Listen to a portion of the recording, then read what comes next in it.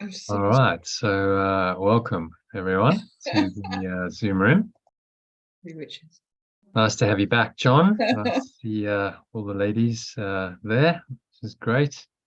So just going to start off by, and there's Susie as well. Wow, we've got a proper crowd today. Let's just wait for her to come in.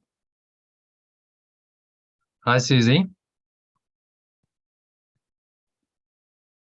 So we're just going to go straight into the teaching, and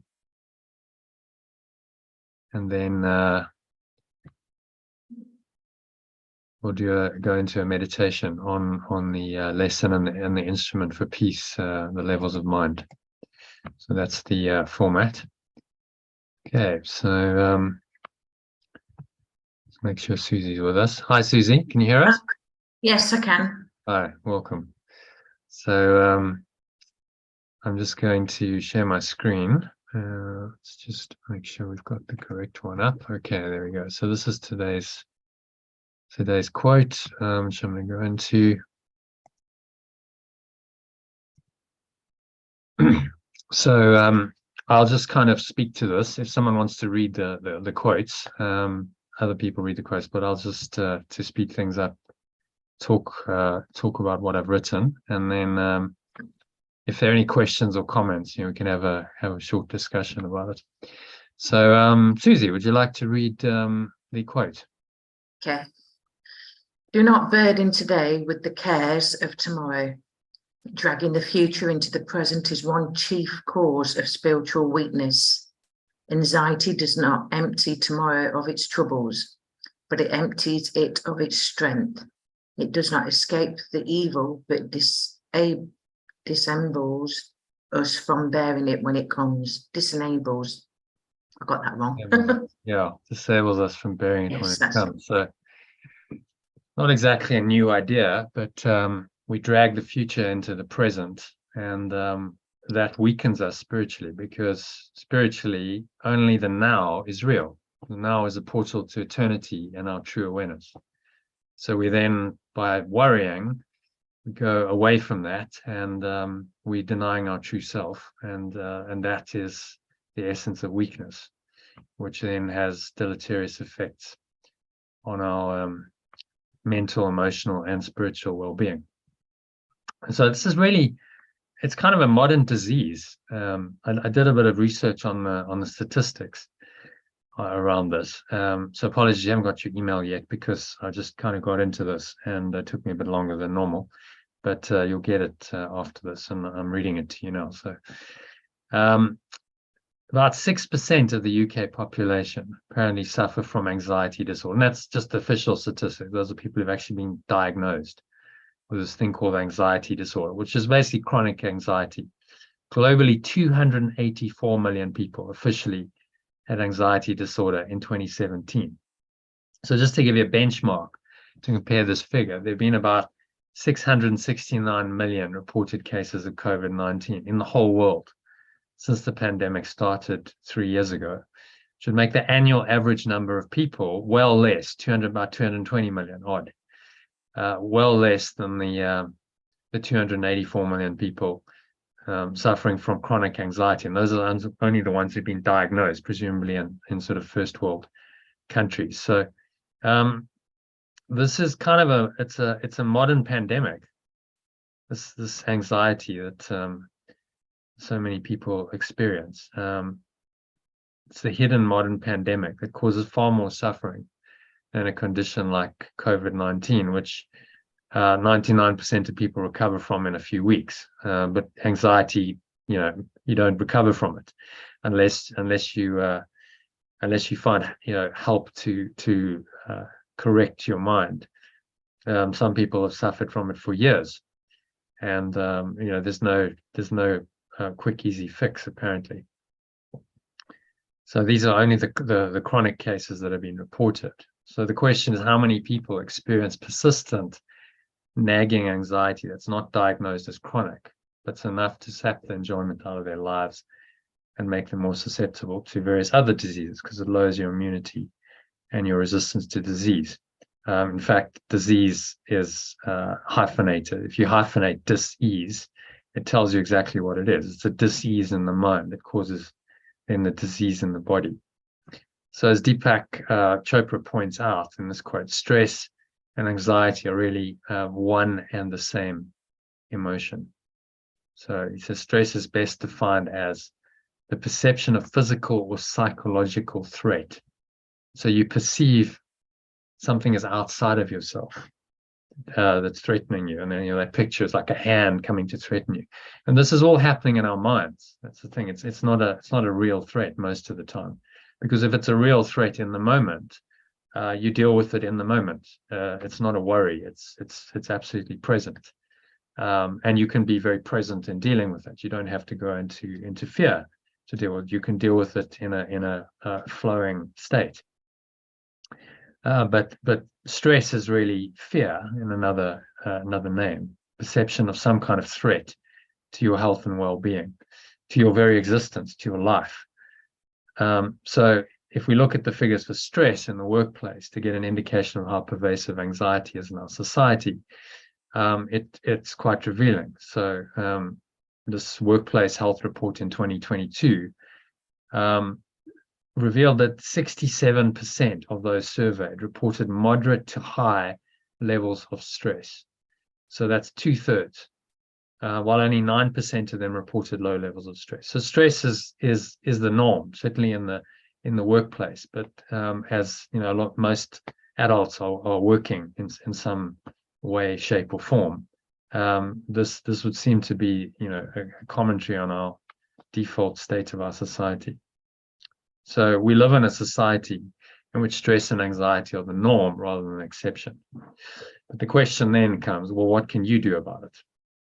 So Yeshua advises us in this quote from the text of A Course in Miracles, not to seek to change the external world, because so often people are like, well, we need to go on a program to counter stress, and we need to do this, and we need to do this, and we start a program and various measures to try and change things externally, but actually it comes down to changing your own mind, as Yeshua tells us very clearly in this quote, which I've quoted before, but it's really a very brilliant, succinct quote that explains exactly how our inner world and our outer worlds interact. So John, if you can read that. Projection makes perception. Yeah, projection makes perception. The world you see is what you gave it, nothing more than that. But though it is no more than that, it is not less. Therefore, to you, it is important. It is a witness to your state of mind, the outside picture of an inward condition. As a man thinketh, so does he perceive. Therefore, seek not to change the world, but choose to change your mind about the world. Yeah, which is a very often quoted passage. Seek not to change the world, but choose to change your mind about the world. But the preceding few sentences are just as profound. So as we think, so we perceive. And so it comes down to our thoughts. Can we become aware of and manage our thoughts? So all we can really do to make our society less stressed and the world a happier place is to choose your core beliefs that produce your thoughts and emotions that make up your perceptions of the world, that are then anxious or peaceful depending on the beliefs that gave rise to them. As this diagram shows quite clearly. Levels of mind diagram, which is from the Instrument for Peace worksheet, which I think all of you should be familiar with. So it shows very clearly that you've got these levels of your mind. At the core level is your desire or prayer. So what do you want to be? Do you want to be a separate self, or do you want to be one self, the Christ? And from that comes a set of beliefs, core beliefs, which define you. And on top of that come thoughts. So based on those core beliefs, you have various thoughts about usually about things that are occurring in your life, people, places, events, and circumstances. You have various emotions and various perceptions about the world. Now, what the Course is saying is that your beliefs, thoughts, and emotions are not a product of your perceptions. They come from within. The perceptions trigger them, but actually they are a result of a decision in your mind to be a separate self or to be oneself. And then you have a belief system and thoughts and emotions accordingly that will then get triggered to arise by the external world. And so that all meets in your perception. The inner world and the outer world meet in your perception. It's kind of the meeting ground of these worlds. And the ego is telling you that your perception is determined by the external world. But Yeshua and any authentic spiritual teaching is saying, no, it's determined by the inner world. It's determined ultimately by the decision about who you want to be. Do you want to be a separate self, or do you want to be oneself? Because that decision then affects your core beliefs profoundly, your thoughts and your emotions, and all of that is what makes up your perceptions. So he's saying, well, go to the core, a desire or prayer of the heart, and change your mind there. That's what's changing your mind. Seek not to change the world on the external level, on the level of form, because that's really just rearranging the furniture. If you haven't had a fundamental change of mind, and you haven't changed your beliefs, thoughts, and emotions, then that's not really doing anything. It's just magic to try and fix the apparent problem caused by your false belief. So the only authentic way of changing is this radical forgiveness, which goes to the core of it, and you change your mind at the core about who you are. So as the diagram illustrates, your perceptions that make up your experiences and what most people call their life. So what's your life made of? A series of perceptions of the world, of things, events in the world. Most people call that their life. And those perceptions are a direct result of your core beliefs about who you are, otherwise known as your self-concept or self-image. So stated another way, the life you experience in this world is a projection of your self-concept. And so the only way to change your life for the better is to change your self-concept. If you accept that premise, if you accept this premise, if you deny it and you say, no, I'm at the effect of the world, and I'm this way because of the world, then you will deny this. So the ego is always trying to get you to focus externally and say, well, my life is a result of the external world. In other words, I'm at the effect, I'm a victim of the world. But if you accept the life you experience in this world is a projection of your own self-concept, that is absolutely the key understanding that you need to accept that in order to do this work. And then you can actually effect fundamental change, because you're going to the core, the root of it, which is to change your self-concept. So this simple truth is a truth that the ego or the false self-concept, based on the idea that you're a separate individual self with a body living in this world, will deny for dear life, because this idea is its life. The idea that you're a separate self is the ego's life. It's its self-concept. It doesn't exist apart from that idea. And it perceives correctly that the truth will end its life. Okay, so the truth will come and end its existence. So this is why we find it hard to change our lives. And we seem to be addicted to thoughts, emotions, and behaviors that are really harmful to us. We conveniently blame external events, circumstances, and people for our stress and anxiety, because we don't want to look at the core beliefs that produced them and let these beliefs go. So there's a huge defense mechanism, and that's why it's hard to do this work on your own. So every time you desire a change on the level of form, you go, well, I just need this and this and this to happen.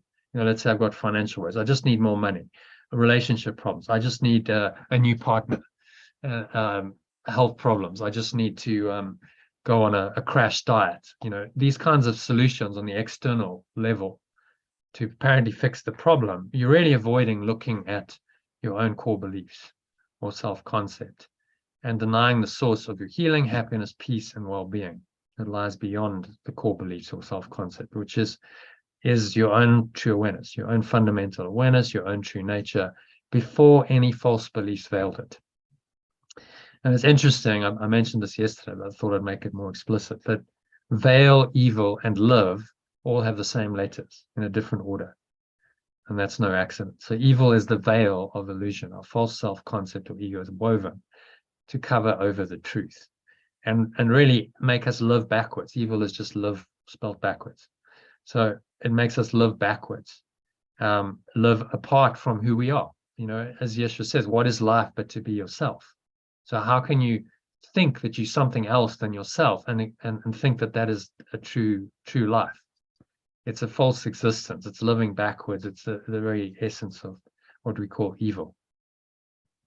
It covers the truth that we are really just the one self, Christ, in Course in Miracles terminology, united in pure formless awareness of perfect love, or we call that God in Course in Miracles terms.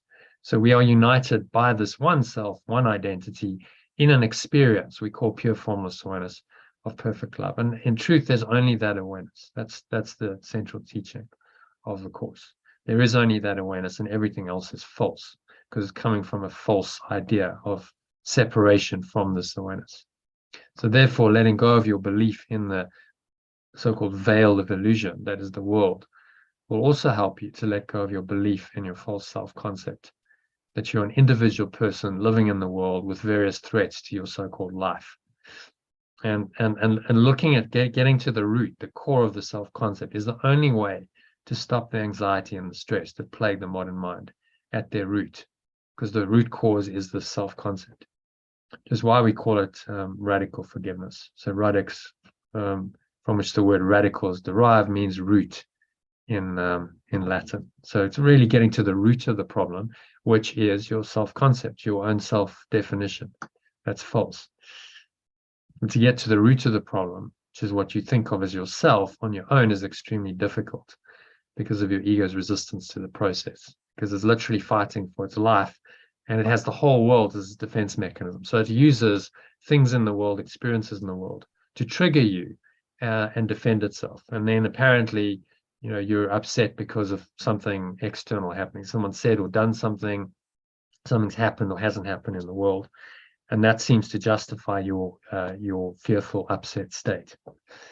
So it's a little precursor to the Art of Letting Go course, which is the start of the Art of Letting Go program, the one-year program, starting on the 5th of February, just under a month's time, about 4 weeks' time, where I'm gonna guide you through this process of uncovering that false self. That's really the core of the course. We study A Course in Miracles. We go through the first 35 lessons of the workbook and the first 5 chapters of the text as well. But the core of it is a transformational process designed to really get you to see that false self, and maybe in a way that you haven't seen it before.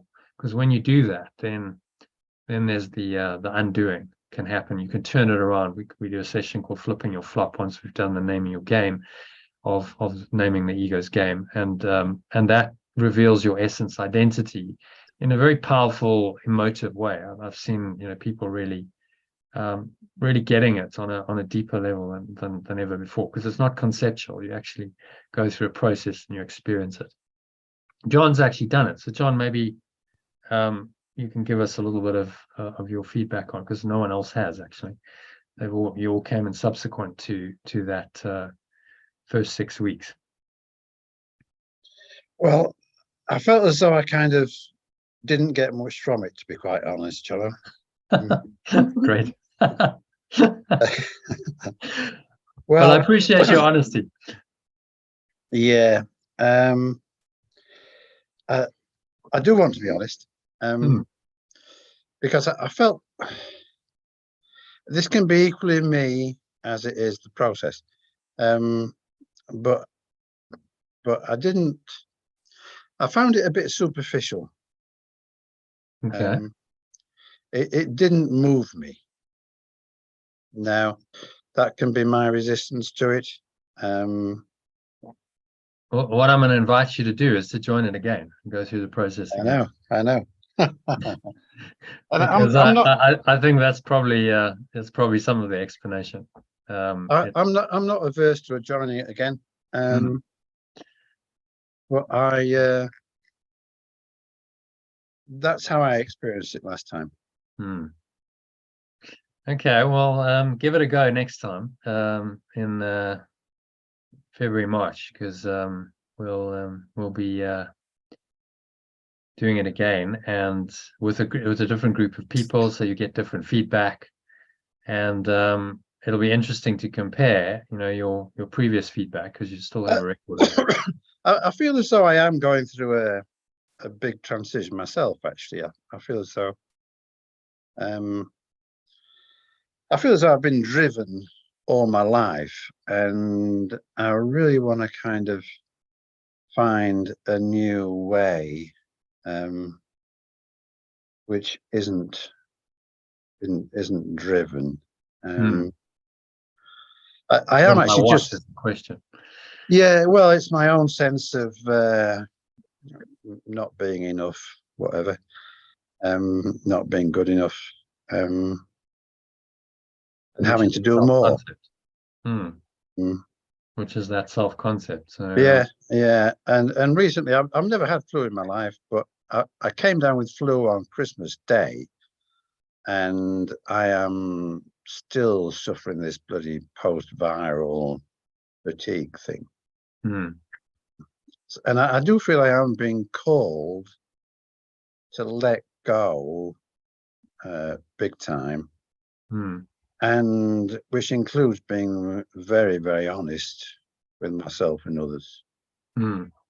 Well, that's what the course is about. It's like, okay, so it's not the theory. I mean, you can study the course's theory for ages, and it's all, yeah, the ego's this and the ego's that, but it's actually about getting to the core and really looking at your own ego, and it hurts. It's not nice to see, you know, the dark side of your self, because that's what it is, the part that denies love and that has various, you know, dysfunctional thoughts and behaviors. But the only way to undo it is to really go there and to look at it, and that's, you know, that's what the really the key part of this Art of Letting Go course program is. It's to really get you to see that experientially, and then you can turn it around. And I've seen that, you know, many times. People do a profound shift and really connect maybe more deeply than ever before with their essence. We call it your essence identity, because the deeper you go into the separate self, the more you can see that and really, you know, experience what it is. So it's not pleasant when you experience that. Then that sets you up for a great shift, you know, and a huge turnaround, which will be equally profound and deep when you turn it around. You get to your essence identity. So yeah, you know, I'd invite you to do it again, because I think the first time didn't penetrate deep enough, you know, by your own admission. If it really penetrates, then you've let go of the separate self. And you know, that's what this is all about. If you can let go of your separate self, then you're enlightened, and it's just about maybe doing some cleanup work and entrenching that, you know, establishing that very firmly in your mind, so it becomes your new self, and you're able to operate and function in the world, which is then, you know, the value of ongoing practice and an ongoing program. But really the core of it, the heart of the transformation, can happen if you're open to it in the 6 weeks with this process I guide you through. So that's a little precursor to the course, which I thought I'd mention. And I'll be doing a masterclass about it on Wednesday. So I'd suggest, if you're interested, we'll go more into that. Join us on Wednesday evening from 7 o'clock. Just the same login, everyone. Okay, so any comments or questions about that? Otherwise, can go into a little meditation on this. I found it very interesting what John just said about the course. I think I commend you for being honest, John. And it helped me, because I think I kind of put the 6-week course on a bit of a pedestal, and I was like, oh, that'll be so much fun. So looking forward to it. Can't wait for it. You've kind of normalized it for me, knowing that it's my own experience, what I allow from it to it. So that's helped. That's helped a lot. No, it's all helpful. even when it seems not to be. Yeah, yeah. So thank you, John. Yeah, so you'll get out of it what you put into it. I've had people do it and not really participate, and they don't get much out of it, not much transformation. If you really dive into it and you're willing to go through the process that I guide you through, then you can get a lot out of it. I've done it myself, all of these processes, and they were profound for me when I did them. I've done them a number of times. I've had other people do them and go, yeah, that was the most profound process I've ever done, because it got me to become aware in a way that I haven't become aware of this ego that's been running my life. Some of you are already aware of it, so it might just be a confirmation of what you already know. Just everyone's experience is going to be different, but it has the potential to be completely transformational and life-changing. And at the very least, it will be an interesting experience. If you're in this field and you're teaching others, it'll be something that it could be very interesting. An interesting transformational technique. It's based on, just to give you a bit of background, if you're familiar with the EST training that happened in the US in the 60s and 70s until the early 80s. It's a guy called Werner Erhard who started it. It was called Earnest Seminar Training. I think that's why EST. And actually, if you read Disappearance of the Universe, Gary Renard mentions it. He went on it in the late 70s, which was a catalyst for his transformation. It kind of helped him to become somewhat functional.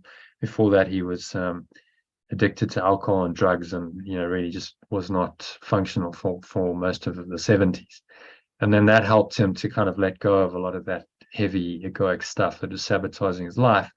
In the 80s, he actually became a musician and started doing quite well, which was then the precursor to him coming to the course in the early 90s and writing The Disappearance of the Universe. So it was a big part of his transformation. So it's based on a lot of those kinds of processes. There was a chap called Pat Grove who did the EST training in the US, and he brought it to South Africa in the 70s, 80s. And then a number of people did those courses, and then they started their own variation of it. So I did a few of those from not from Pat Grove himself, but from others, and did these processes, and I found them profoundly effective. Before I was doing those kinds of workshops, I did kind of information sharing workshops or seminars where I'd share the information about the course, and it was interesting, but I didn't really feel like there was any profound transformation happening.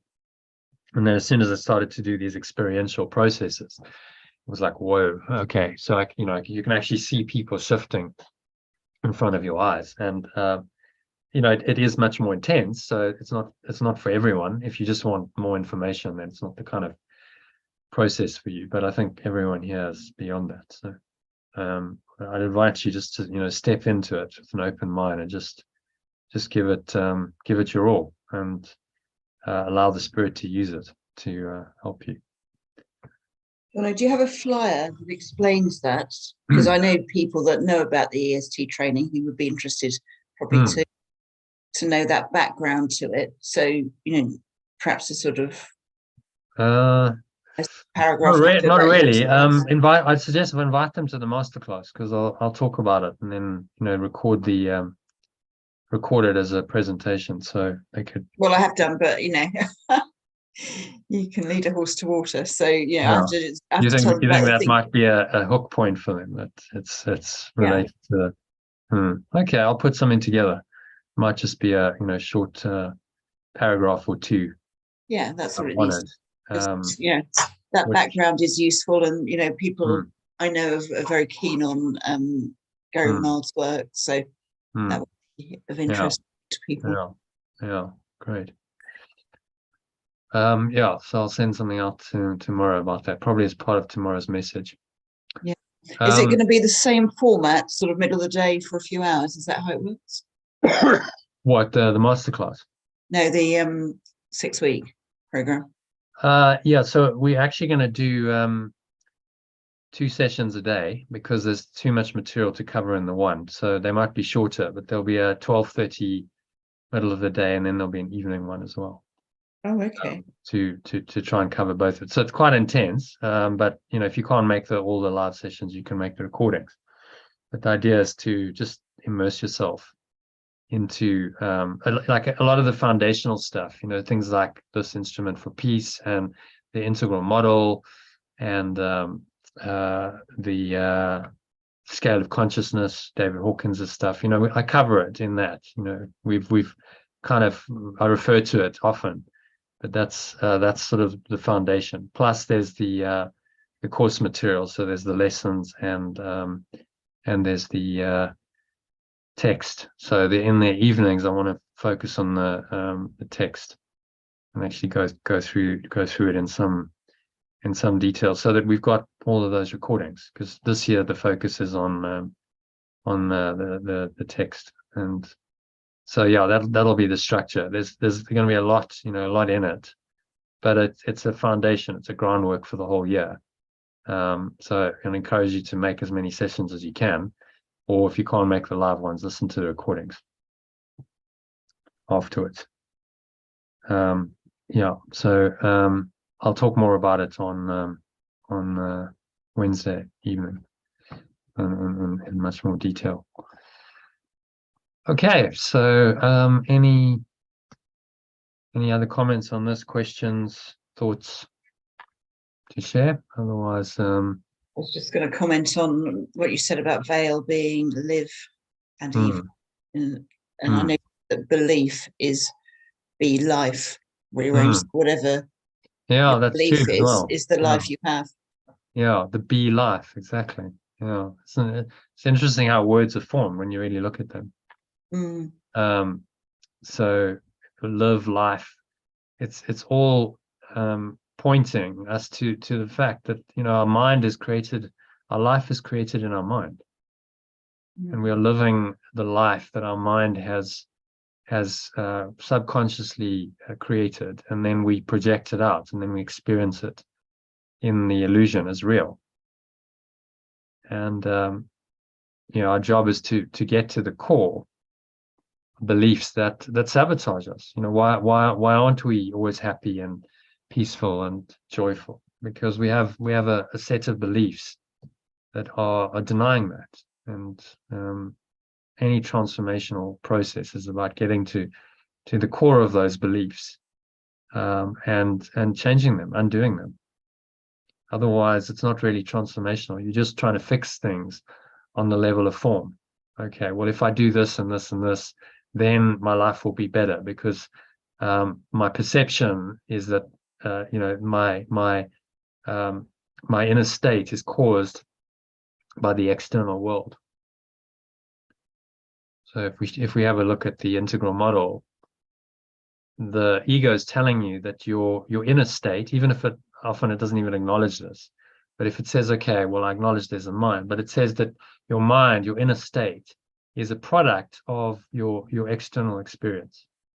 So you are upset because this and this happened, and you know, therefore your upset, anger, fear, in whatever form that upset takes, is justified. So it's an outside-in paradigm. My inner state is the product of my external experience and my perception. Whereas A Course in Miracles and any genuine spiritual teaching says, no, that's actually false. It's your inner state that's the cause of your external experience. So you project outwards, you then create those kinds of experiences. You perceive them as real, which then creates a feedback loop to confirm that those beliefs are true. And that confirms that, you know, that belief system is true. And you have this system that's quite difficult to escape from because of that. That's why we do so much inquiry work and spiritual practice, because to undo that projection perception mechanism, undo the core belief, get to the core belief, you see beyond the veils of illusion, is challenging. It's not easy. If it were easy, we'd all have done it a long time ago. So the course and the program afterwards are a facilitated, guided process to help you to do that in a structured, disciplined, systematic way, you're like, okay, you know, this is going to help me through what is really difficult to do on my own. I wouldn't say impossible, but it's to really see your ego on your own with all of its, you know, defenses in place. It usually just one of those defenses gets you and you can't.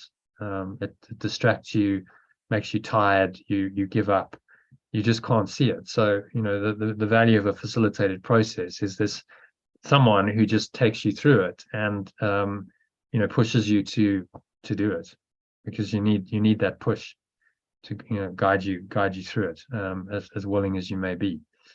So, you know, that's what I do. If you join the course, facilitate that process for you, and you know, some profound things can show up. And I mean, I can't guarantee your experience. You might have an experience like John and say, you know, that wasn't very profound, but then I'd probably say, well, you haven't done it at the level that you could have done it. So, you know, maybe have another go at it. And you know, we repeat it every year, so you can. I also sometimes do one-on-one sessions with people to help them to process what they come up with in the group sessions, which can be helpful as well. Okay, so that's the teaching for today. Shall we do a meditation, which will take us to an hour, and then if you want to drop off anyone, you can. Otherwise, we'll dive into the lesson and actually read and explore that. So, shall we do a meditation then, if no one's got any other comments? Okay. Yep. So, put yourselves on mute, making yourself comfortable. Just sitting, your feet shoulder width apart, back straight. Cup your hands in your lap, close your eyes. And start off by taking a nice deep breath in through the nose. So breathing in, noticing how the stomach rises and the chest rises. And the subtle flow of air in through the nostrils. Clench the sphincter muscle to lock the energy in. Draw the energy up the spine into your heart center. Put one hand on your heart to connect with your heart space.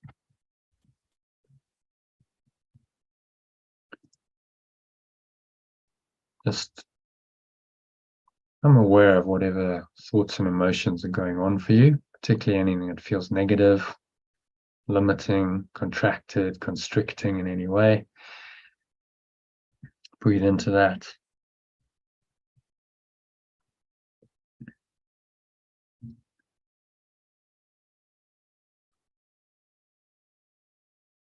Open your heart, your mind to whatever's going on for you. So particularly look for any fearful thoughts, any anxiety, negativity, in any way, shape or form. Breathe into that to create some space, some light, some awareness around it. So you can just observe in this clear, calm, empty, spacious awareness these thoughts and emotions that are not that, which means you must not be them. You cannot be them if you have an awareness of them. So you just notice them and any body sensations related to them. So maybe there's a kind of a contraction in your stomach, block in your chest, clenched jaw, clenched fists, dry mouth, sweaty palms. The extreme nausea and panic attacks can come from just your thoughts, from fear. So wherever you are on that spectrum, just notice. Top yourself up with air, take another sip of air in. And now apply today's idea from today's workbook lesson 338 to whatever you're experiencing. Say, I'm affected only by my thoughts. Say it again, I am affected. It's mentally, emotionally, spiritually, only by my thoughts. So it's my own thoughts about anyone or anything seemingly external to me, that affect me and nothing else. And this is the truth. Can make you free. So as Yeshua says, breathe in again. It needs but this to let salvation come to all the world. Only this idea is needed to awaken the world. For in this single thought is everyone released at last from fear. Everyone is released by one single thought. So this is the key idea really behind the Course in Miracles, that you're affected by your own thoughts. And so changing your own mind is the key to your transformation. So now you've learned that no one frightens you and nothing can endanger you. You have no enemies and you're safe from all external things. Your thoughts can frighten you, but since these thoughts belong to you alone, you have the power to change them, exchange each fear thought for a happy thought of love. You crucified yourself. Yet God, or pure formless awareness of perfect love, has planned that you, its beloved son or extension, will be freed. So exhale on the truth of this and just have a sense of blowing out any negativity, any fear in any way, shape, or form, anxiety, attack thoughts, any sense of threat, of harm, any sense of loss or sacrifice. It's all part of the same thought system of the ego. Just blow this all away.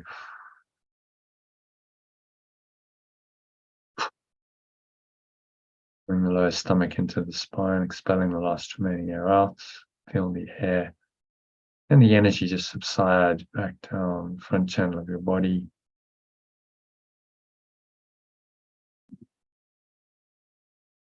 Just rest here, peace and stillness for a few moments. It's the peace that passes all understanding, it's been called, beyond fear, beyond the rational mind. Seemingly justifies fear, lies the truth that you are this fearless self. Nothing in the world of form can touch you as this fearless self. So now say to yourself as you just watch your breath, breathing in and out through the nostrils, that your plan is sure. My Father or Source, and only yours. All other plans will fail. And I will have thoughts that will frighten me until I learn that you have given me the only thought that leads me to freedom. Mine alone will fail and lead me nowhere.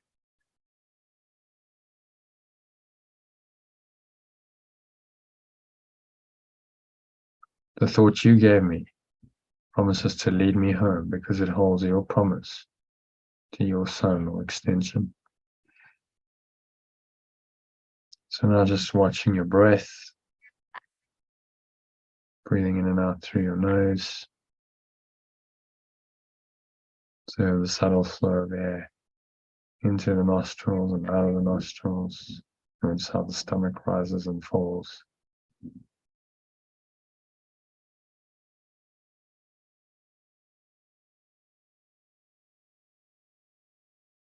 And just sink inwards. Let the breath take you deeper into deep, calm, peaceful silence in your mind. Nowhere else to go, nothing else to do, nothing else to think about.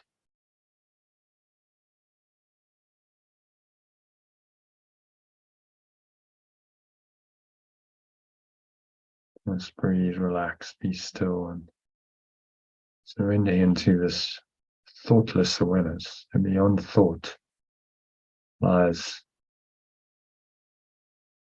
your sense of I am, the great I am presence, it's been called. So Descartes said, I think, therefore I am. But he was incorrect. It should actually be I am, therefore I can think. Because I am, the great I am presence, precedes all thought. Thought is an extension or projection of the I am presence. So you can choose to use it correctly or not. Choose God, pure formless awareness of perfect love, or Mammon, the illusion of a separate self and the world that's invented for you.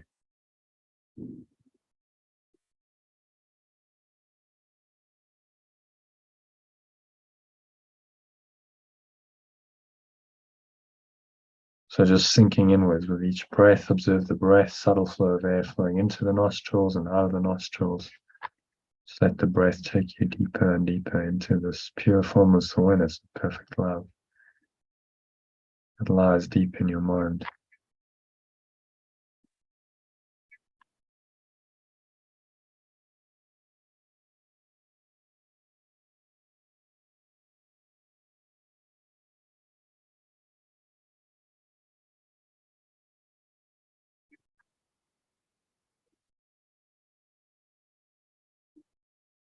And sinking into this deep peace and stillness, the quietness rise up. Just permeate every part of your mind, every cell and muscle in your body. It's in this quiet stillness. Just surrender to this. Nothing else to do, nowhere else to go, nothing else to think about for the next couple of minutes of deep silence. Just breathe, relax, and be still.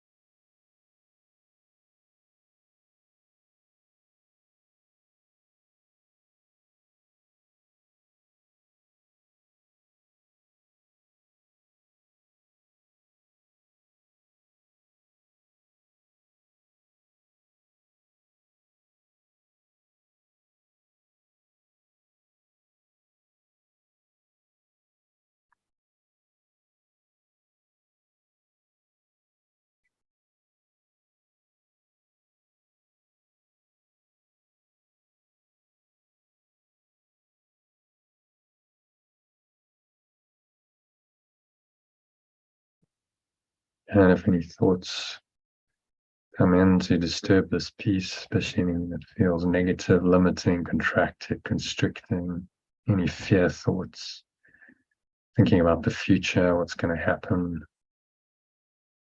may happen, even if it's thinking about the future in some kind of positive way, thinking, well, maybe things are going to look up, I've got, this and this happening, due to happen. Still taking your attention away from the now, which is the only place, the only time that you can find peace. Awakening is just to awaken to your true self in the now.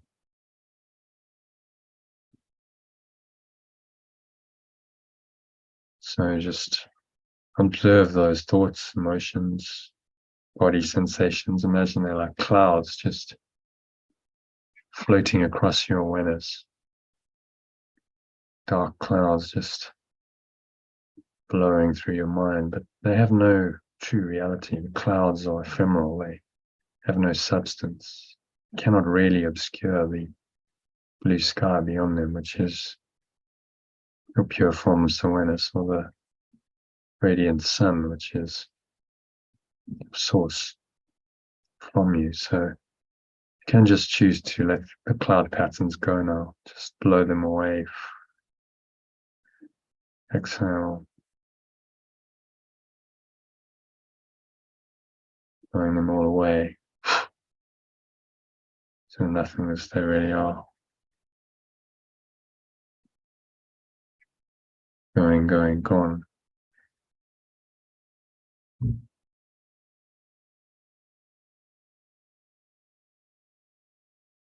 And so now just sinking in again to this deep awareness, fundamental awareness, pure formless awareness of perfect love. Surrendering into this state. Another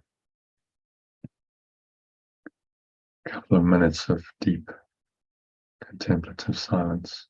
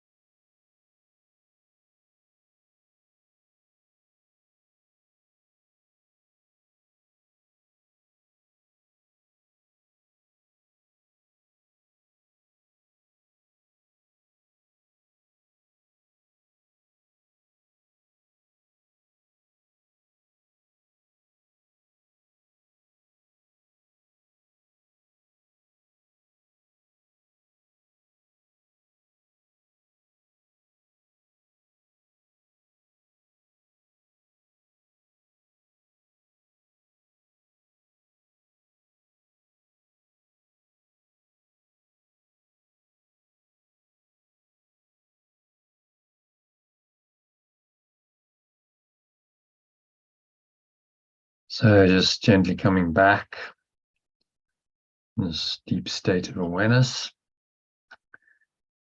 into an awareness of your body and the breath and the senses and the world.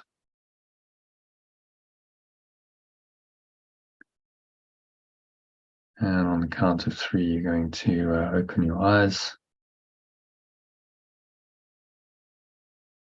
So 1, just breathing in, noticing how the stomach rises and the chest rises. And the subtle flow of air in through the nostrils. Pausing at the top of the inhale. Just once again, scan your mind. So noticing any thoughts, emotions, sensations going on for you, particularly anything that feels negative, limiting, contracted, constricting in any way, shape, or form.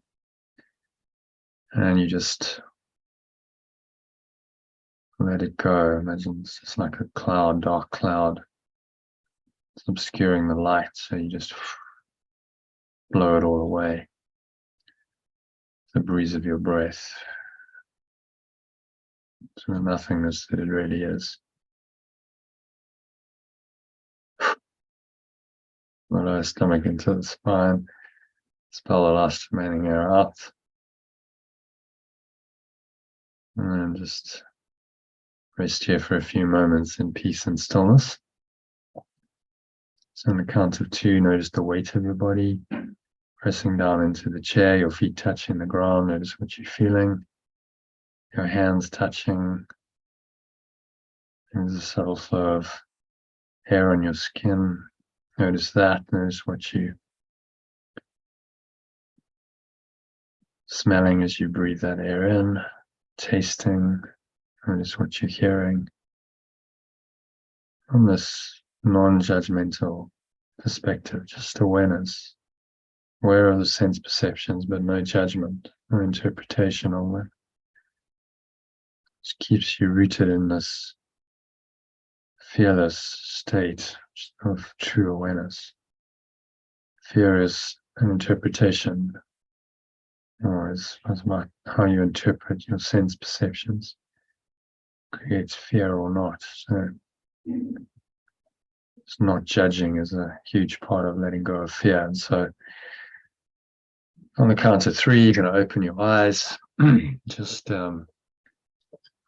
taking a minute to look around, observing various objects in the room around you, other people, perhaps, bodies, objects. Just let your eyes randomly rest on anything for a few seconds and notice that this awareness that you had and with your eyes closed is still there, underlying the sense perception. You don't name it and judge it and label it in any way, then that awareness is really all you experience. So then look at something else, notice that really it's the same awareness underlying it. If you don't name it, judge it, create a separate identity for it, then realize it's all the same awareness, which is your awareness. So you teach yourself that there's really only one awareness that underlies the entire world of form. That pure formless awareness is your true nature. That pure formless awareness is perfect love, which is who you really are. So I hope this meditation has connected you with that, and I hope you enjoyed the power hour that brings a close to the to that part of the session, and into the meditation. If you'd like to stay on, then we'll have a look at the lesson in a bit more detail, and maybe go into some of the Song of Prayer as well. So if you'd like to stay, then please do. If you need to leave, then by all means go now. Okay, so who's staying with us? Great. So Sally, Jackie, Lynn, John, you still with us? Are you going to stay? Susie? Yeah, I'm here. You're there. Okay. And John, I'm not sure where John is gonna, but I'll ask him to unmute. So yeah, anything to share, anyone? which I can, if anyone's got anything to share, you don't want recorded, I'll stop the recordings. If not, I'll just continue. Yeah. Yeah. The thing for me, and I think is that fear that just comes up. You know, you can rationalize this and understand it intellectually. Keep trying to find the beliefs, and yet the fear, that irrational, overwhelming fear, just comes up. And I've had that again this morning. I've had another lawyer's letter. I haven't even read it, but all I could see, you know, from the bit that I saw on my notification was, you know, my solicitor's exasperation. I don't know where we go from here. And it's that, and it just sets me off. You know, I just become barely functional. And I release and try and find the beliefs, and I find lots of beliefs. But I don't seem to actually get to the end of it. Well, because the self-concept is deep-seated, so it gets triggered, and it's this kind of deep program that gets triggered of fear, and you know, what's needed is a deep clean of the mind to really eliminate that, and that's going to take, you know, the rest of your life probably to do that. It's not a quick, easy fix. Every session you do, every meditation, every time you let go, you know, that's part of the process of undoing that deep-seated self-concept in your mind. And if you get triggered again, it's just a sign that it's still there. You haven't got rid of it yet. Because if you were truly rid of it, then nothing can trigger you. You rest in the peace of God, and there's nothing else. You know, that's the enlightened state.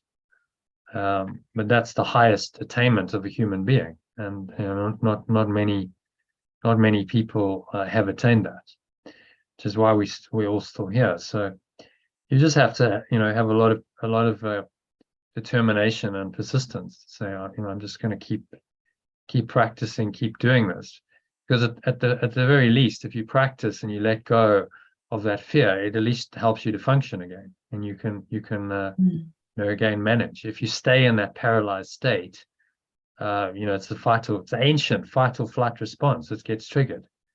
And you know, the cortisol and adrenaline come rushing in, and it freezes you. It's like the deer in headlights, just like I can't function in that state very well. So it's undoing that whole program, you know, which is pretty deep seated. That fight or flight response goes back millions of years. It's deep seated in mammals, not just in human beings. You know, all mammals have it as well. Animals have it. So when we get triggered by the environment, you know, then that's the kind of default response. It's in the amygdala, which is the primal brain, that gets triggered. And now all of this is part of the illusory construct. But I mean, look at how deep that illusion goes. We've invented an entire external world, a projection of the mind. We've invented body. We've invented all the so-called biochemical processes that go with the body. Stress, you know, happens through cortisol and adrenaline, and that's, you know, on one level, that's an explanation of it. But we know, you know, from our studies of this, that really the cause is in the mind. You know, the trigger seems to come, the perceptual trigger, and then you seem to have the fight or flight response mechanism seems to be out of your control. But actually, at the very core, you decided at some point to separate from your true awareness. That's the problem. And so it's always bringing it back to that central problem. You know, I made the decision to separate. So that's the core desire of the ego, is to remain a separate self. You look at the instrument for peace. At the very core, the heart of all of your problems is the desire to be a separate self. I want my own identity, and that desire will then create the ongoing fear. Because if you believe you're a separate self, then that separate self can be threatened by other selves and other things that are separate from it. So it's really digging into, you know, that core and undoing it. And, you know, this is the work we're doing. The name your game process I mentioned will help for sure. Will it completely undo it? Maybe not. Maybe not. Maybe you've got to go, you know, it's a lifetime of practice to really, like, every time you get triggered, to really look at it, you let it go. And then each time that dissipates a little bit. It's not quite as strong. You've just cleaned a little bit more of it out. And if you keep doing that, I mean, the great thing about you know, a situation that's seemingly stressful and fearful is that it's great spiritual practice. Yeah. Because you keep getting the triggers, and then that keeps arising out of the depths of your subconscious. So now you're aware of it. It's not buried anymore.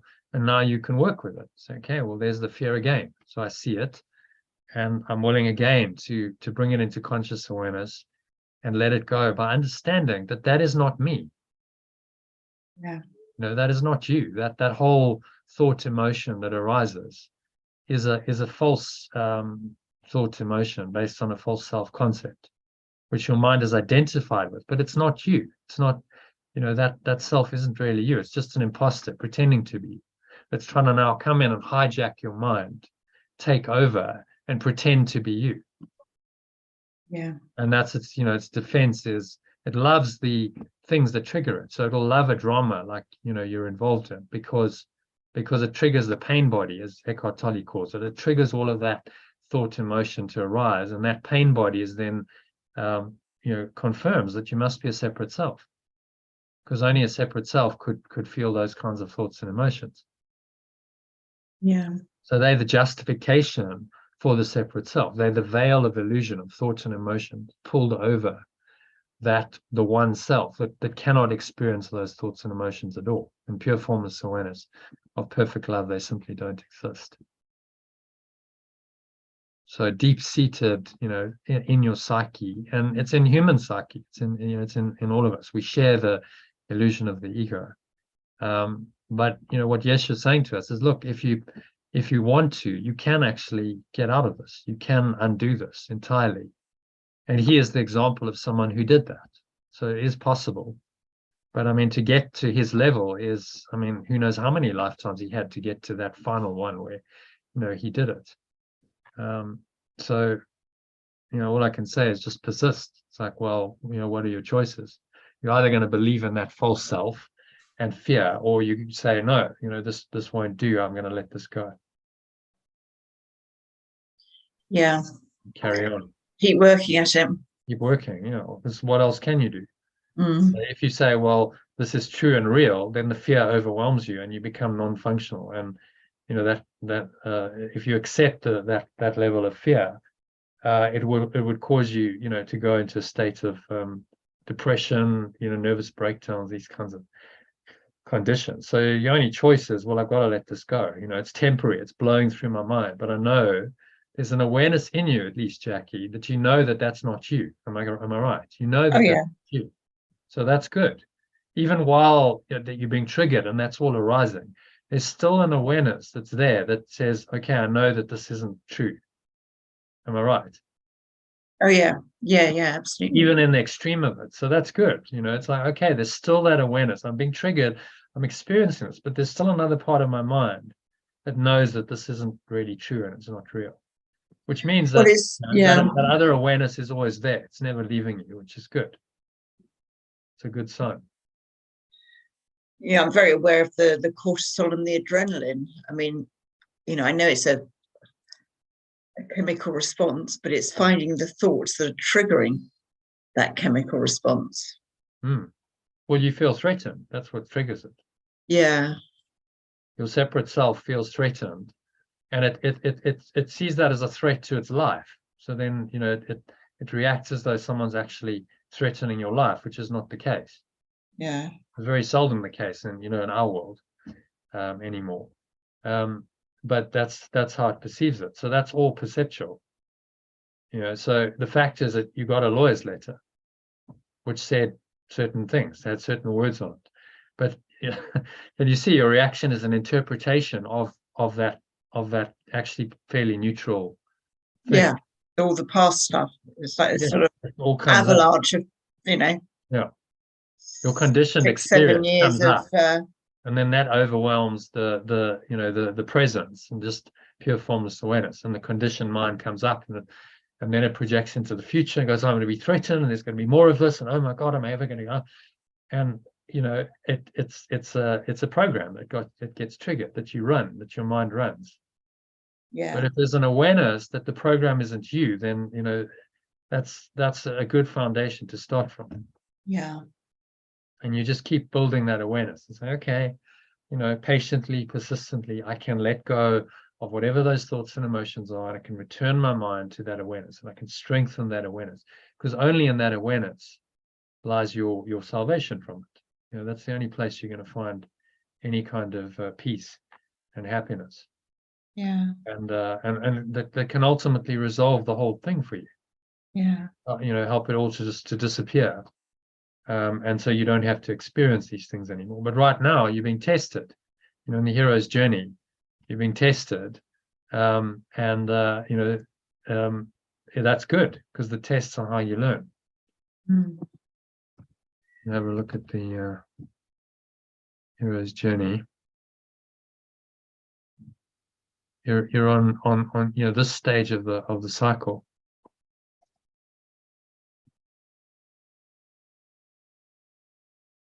Crossing the threshold, trials, tribulations, failure, but all of that is designed to grow you, so you get new skills. If you can deal with that kind of fear arising in this situation, then probably everything else can be quite easy, and nothing's really going to trigger you, because this is very deep seated. It sort of brings up all of your past identification, your past self, and it's apparently quite threatening. So it's all about learning the new skills. So if you can just reframe it and say, okay, great, another opportunity to practice then. Gary Renard says, just another forgiveness opportunity. Great. Okay, bring it on then, because I get another chance to practice these skills. And the only way I get good at this is if I practice it. So that just reframes it into something that's positive. Okay, it's challenging, but it's positive because I'm learning and I'm growing this way. And this is actually what's going to take me down this the right-hand side into the death and the rebirth, death of the ego and the rebirth into my true self. The more I do this, I'm heading this way. Now the ego resists this because it feels like death to it. It's like, I am going to die, which is true. The ego will die if you keep letting go. But do you really want to hang on to something that is so obviously dysfunctional, destructive, pernicious, that causes you so much grief and pain? Well, the answer is surely obvious. As I said yesterday, it's like you're hitting your head against a brick wall over and over again, and there's something in you that's causing you to do that. And then the ego says, blame the wall, because it doesn't want you to look in the mirror instead of at the wall and say, hang on, I'm actually doing this to myself.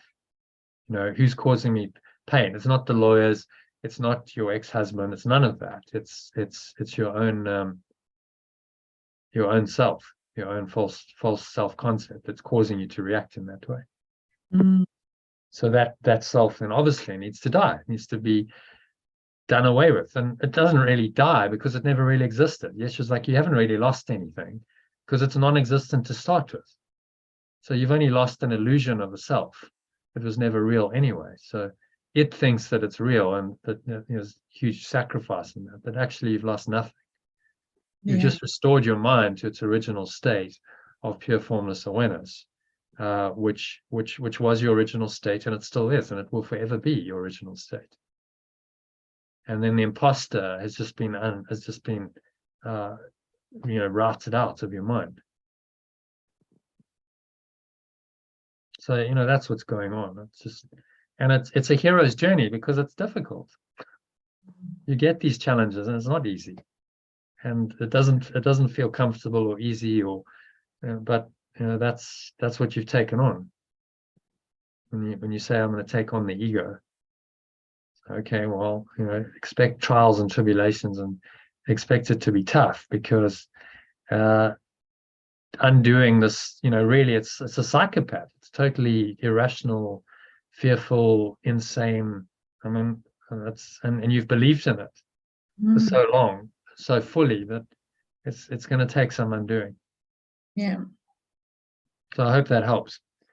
Very much so. Thank No you. quick fix, Really but, helpful. just I think you're in the right place. You're in a very supportive environment. You're doing this program, and you'll do the course next month, and just keep doing that process, because then you're giving the Holy Spirit the opportunity to undo the ego, and you're not resisting the inevitable process of ego death and rebirth into your true self. Great. Okay, anyone else got anything to share? No, I'm good. Okay, Lynn. I just had fear come up today. I can't put it in words really. I've had fear come up definitely today, so I'm to work on that. Well, you can, you're doing the work. So, and let me know if you want to do a one-on-one at some point to work through it. So just keep on keeping on, and you just never know when a breakthrough might come.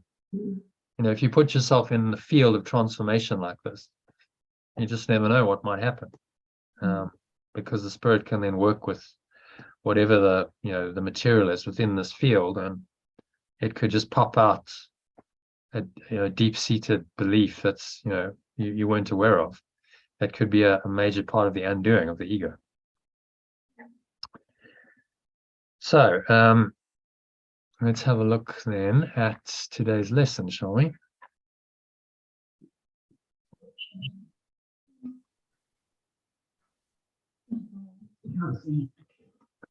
And how much time has everyone got? Because actually it'd be quite useful to go through what is the ego. It's five paragraphs. Do we have time for that? Should we do that first, as we've been talking about? Yeah. So let's have a look again at what is the ego, which is very appropriate, because the ego is what's behind all the fear.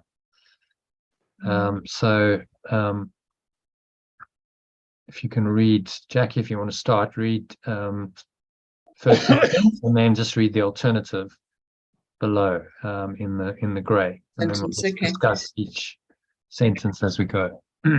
Ego is idolatry, the sign of limited and separated self, born in a body, doomed to suffer and to end its life in death. The ego, or belief in separation, is false. Sign of limited and separate self, born in a body, doomed to suffer and to end its life in death. Okay, so any thoughts on that? I think, well, I don't think there's anything to debate there. I think we've covered that. So idolatry just means that it's a false belief. Yeah. False idol. It's something held in mind, but which is false. So it's important to realize that all of this is false. That's the central teaching. The belief in separation in all of its shapes and forms, your self-concept that believes that it's a separate self, is false, because the idea of separation is false. And the consequences, well, he's highlighting the sign of limited and separated self. So it's very limited. You're born in a body and doomed to suffer and to die. That is the human condition right there. And he's saying, well, it's all because of the ego. It's because of a belief. That's all. But that belief isn't true. So we're not actually doomed to suffer and to die if we don't believe in the belief in separation that creates these unfortunate consequences. Okay, so number 2, someone else, Sally, maybe can read number 2 and then the alternative. It is the will that sees the will of God as enemy and takes a form in which it is denied. Alternatively, it's the will that sees the pure formless awareness of perfect love as enemy and takes a form in which it is denied. I think we should change will to awareness. What do you think? That's what I was thinking. Yeah. What is the awareness? that sees, that sees or perceives. Sees is more direct. Maybe keep it as sees. What do you think? These is fine with me. Okay. So the alternative, as opposed to the pure awareness of pure formless love, this is the alternative awareness, the ego's awareness. Yeah. So perhaps it creates the ego's awareness, which is this. Well, he's saying it is awareness. the awareness. This is what it is. It is it's talking about the ego. It is the awareness that sees, perceives. Let's try that. It's not really any sight to do with the body's eyes. It perceives the I pure find that form. awareness complicated because it's confusing because we use that in a positive sense. So could it be the false belief? It is the false belief that perceives. The will. Yeah.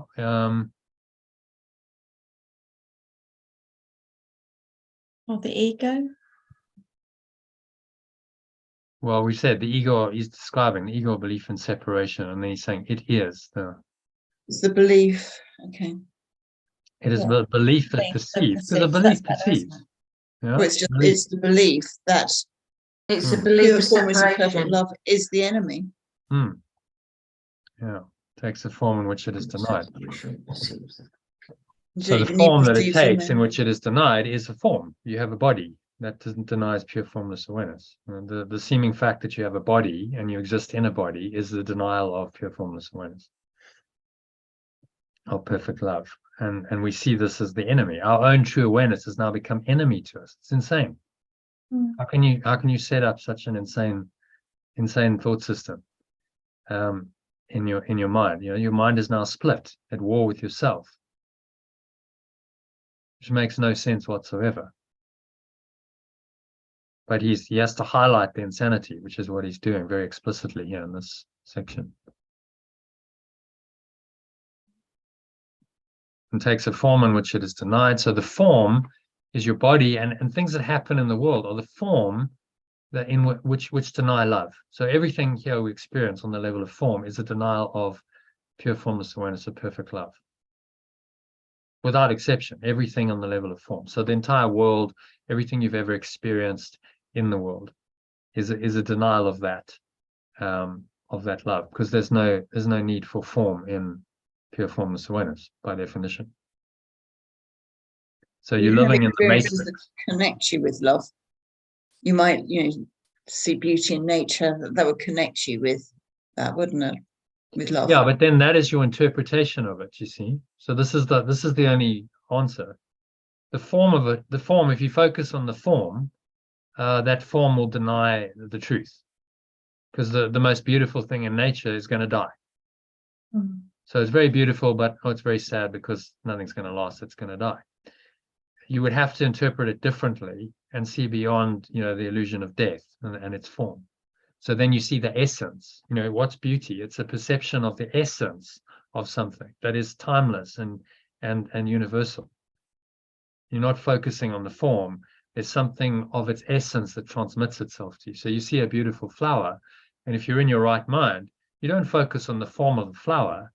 It transmits an essence to you which activates your own true awareness. And that puts you into kind of a higher state where there's no thought of death. You don't think the flower's going to die. You're just appreciating the essence of it that's transmitting to you in the moment. Yeah. But as soon as you focus on the form, you go, oh, but it's kind of sad because that flower's going to die. It's not going to last. No form lasts. So you have to always just be completely present. There's no thought of the future, you see. Thought of death is like it's going to happen in the future. If I'm totally in the moment, then there's no thought of future. So I'm just in the moment. And then I just see it as it is. I see the awareness, the pure formless awareness that's coming through it. That's actually the source of it. And if I see it, then I must be in it. I'm in that awareness myself. So, as I see others and the world, so I am myself. As a man thinketh, so is he, said Yeshua in one of the quotes we looked at.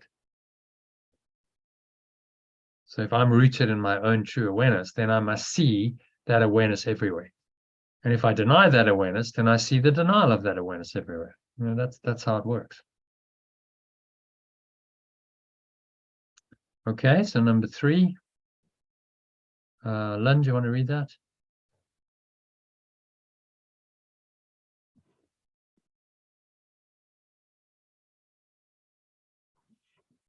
Read the original and then the alternative. The ego is proof that strength is weak and love is fearful. Life is really death. What opposes God alone is true. Yeah, alternatively. Belief in separation is proof that strength is weak and love is fearful. Life is really death, and what opposes pure formless awareness of perfect love alone is true.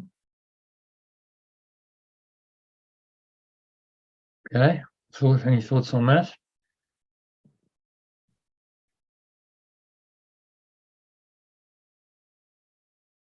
No? Mine's going. Anyone else like to comment on that? What's he saying there?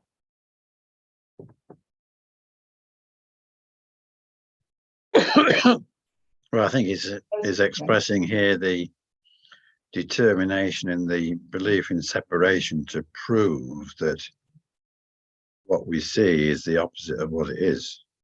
So it's completely upside down. It's completely backwards, inverted thought system. Your true strength becomes weak, love becomes fearful, life is really death. What opposes God or pure formless awareness of perfect love alone is true. Totally, hence, life, love, and evil are evil is the inverse of love, because it's totally backwards. So it's an upside down thought system. And to live in the ego is to live backwards. In other words, to be consumed by evil.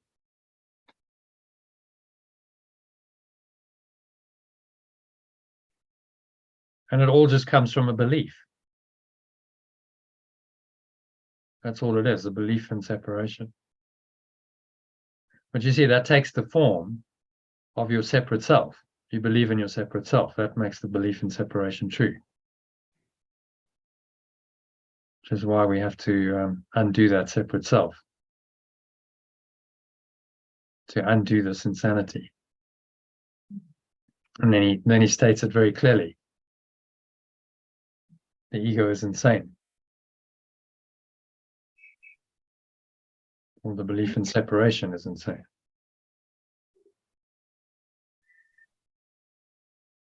Because it's a false belief.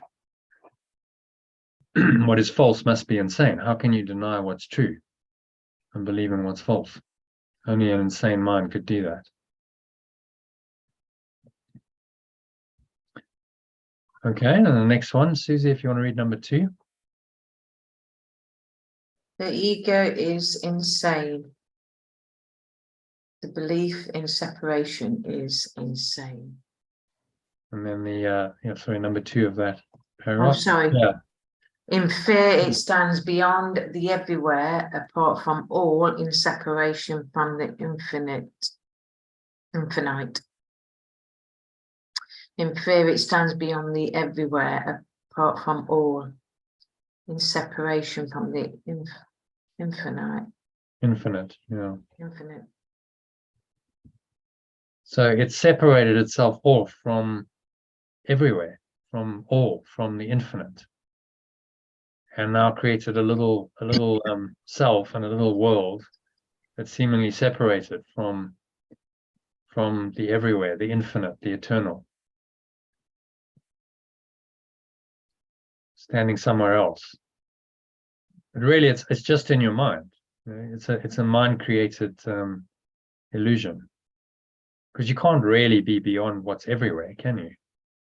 How can you be apart from what's everywhere and all the time and infinite and eternal? You can't really. which is why it's an illusion.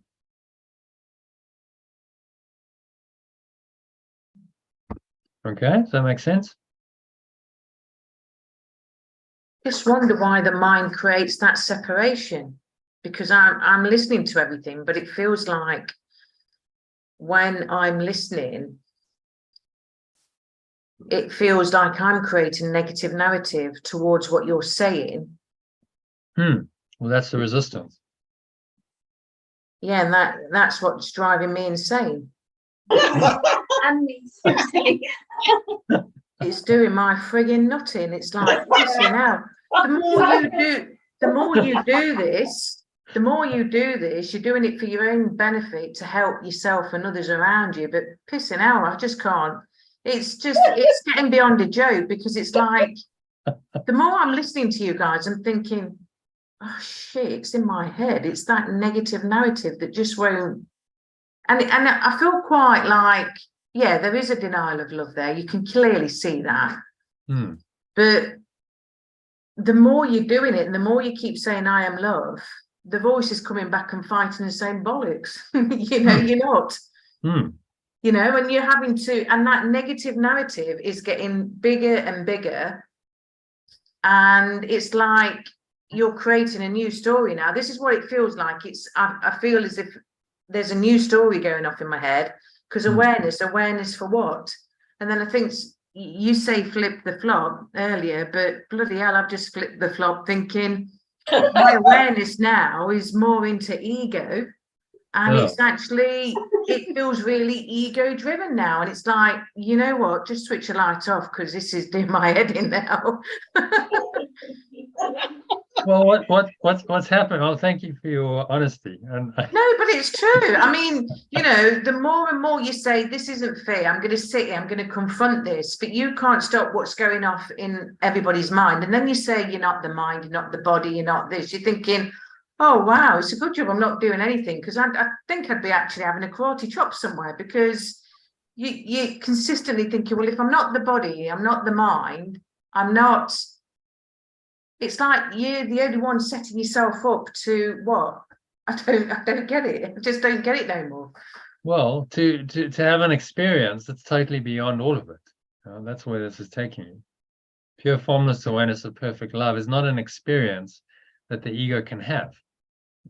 And so it's hidden from us. You know, that's the denial of love. Susie, I've just done a, sorry, I was going to just say, I've just done a release while we're sitting here and understanding what Jono's saying.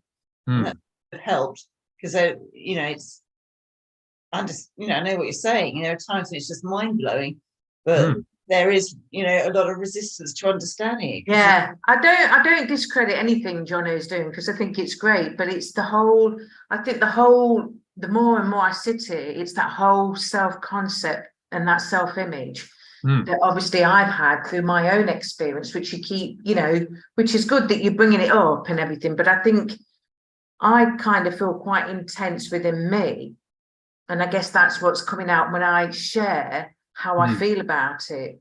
You know, when you talk about imposter and stuff like that, and you're thinking, yeah, it's making the ego stronger in my eyes. So that negative narrative is becoming stronger rather than. Well, it's a defense. So the ego is coming to defend itself, and it you know, it seems to be very big and strong and powerful, but it's not. You know, it's like the big bad demon coming to, you know, to fight you, and it seems to be so big and powerful, but actually it's not. You know, at the core of it, it's just a false idea that if you will confront it and not shy away and go, oh my God, okay, it's getting too much now. What it wants you to do is back off. Go, Susie, back off, because I'm in charge. Don't even go there. Don't even think that you're going to challenge me, because I'm the boss. Okay. So you just back off and get back in your little corner, and I'm in charge. Isn't that what it's telling you? Well, yeah, like yesterday, you're on about, you get to a place of defending and protecting the ego, and that's what I think is happening now. That consistently, when you're talking and giving us this truth, it does feel like the defend and protecting of the ego. And it's like, I don't want to be doing that. But the more I say I don't want to do it, the more the resistance is coming, and it's just making it stronger. And you're just thinking, oh my gosh, where do you go now? Well, you persist. You don't give up. Oh my gosh. That's the thing, you dig in and you say, okay, so I understand now, that this is a process. And I don't call it trials and failure. And, this isn't here for no reason. It's like this process. I mean, it's just a short little line, but that line can take many years to get from crossing the threshold, starting the journey, to really collapsing the ego. If you do it in a decade, you're doing well. You might do it quicker, who knows? Everyone's got their own journey. But I mean, it took me about 10 years probably of pretty persistent mind training with the course to actually get to the point where I realized, oh my God, I get what this is doing. This is actually destroying my separate self. And I went, this is going to kill me. Jono, the stuff's going to kill you. I even said that to myself, because it started to become very obvious, what it was doing. Before that, I hadn't seen it, and because I was still trying to undo the separate self, and I had illusions about what the course would do, and it was about helping me to, a new identity of a spiritual teacher, and manifesting stuff, and being a miracle worker, and blah blah blah blah. But actually, what it's out is destroying your separate self. And that doesn't feel good at all, I can tell you. When you're going through it, it feels like your world's deconstructing, and it's terrifying for the ego. Because then you want to hold on to something. You go, well, hold on to some part of this belief system. That's the defense mechanism. But, Yeshua doesn't allow you to. He's just like, no, it needs to be undone entirely. You don't want any parts of this belief system. And he's relentless in his teaching. He's relentless, isn't he? He's just like on and on. He just keeps at it, hammering away every lesson, every section of the text. He's just telling you that this thought system that you've believed in, as he believed as your separate self, is not you. So, I just went, okay, there's only one way, I can't go back. I've just got to go through this. And, I trust that on the other side, I understood the theory that there will be some kind of transformation and a rebirth into a better self, and my life will be in a better place, and I'll feel somewhat, well, what is normal, but I'll feel free of this. And that took years, but I think happen on the other side of it. You do definitely feel life is a whole lot easier and better. I think, Susie, that when you're feeling that strong resistance, which I think, if we're honest, we all do, it's at that time that it's important to do, I mean, Jono's got a good 10-step process. Actually, I did recently a one-on-one with Jono, and that was really helpful. But I think the thing is that when you're feeling it coming up, in this world, it is coming up. It is not to be ignored, because it is causing a problem, and that can only be changed through that. I think you just have to do the work on that in terms of clearing it in some form that suits you. It's letting go of that belief, and there's many ways of doing that. There's different processes and techniques, and I've given you a lot of them. The lessons themselves help. Is the 10-step letting go process, which John mentioned, that's could be useful. Instrument for Peace, and Susie, I'd suggest do the course next month, because I'll take you on a journey to really see that that separate self, that core that you're struggling with, that's resisting, that comes into full awareness, and you really see that. But I guess when you're aware of it and you're making the choice, like every day, like you say, when you're doing the breath breaks, because I am doing them and I am consistently here, even listening to the stuff, but it's just like,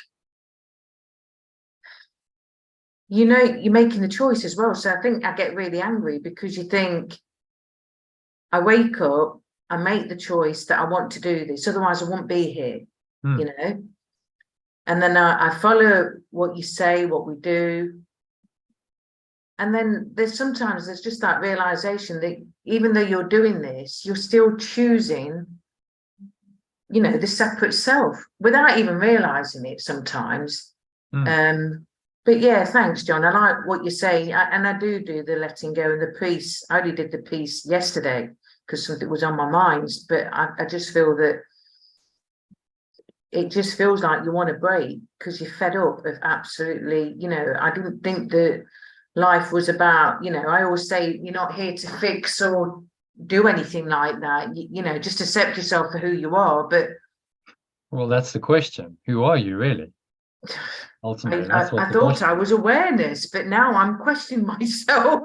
Yeah, and it's an intense process. You know, you're questioning this. I mean, when I was going through it, I felt like I was going mad. You feel like I'm losing my sanity here. You know, who am I anymore? What am I? And the world tells you that, you know, you're that this character and this person, and this is saying no, you know, you're not that at all. And you know, it takes you to the very edge of maybe insanity, but you have to see the insanity of the ego to come to sanity.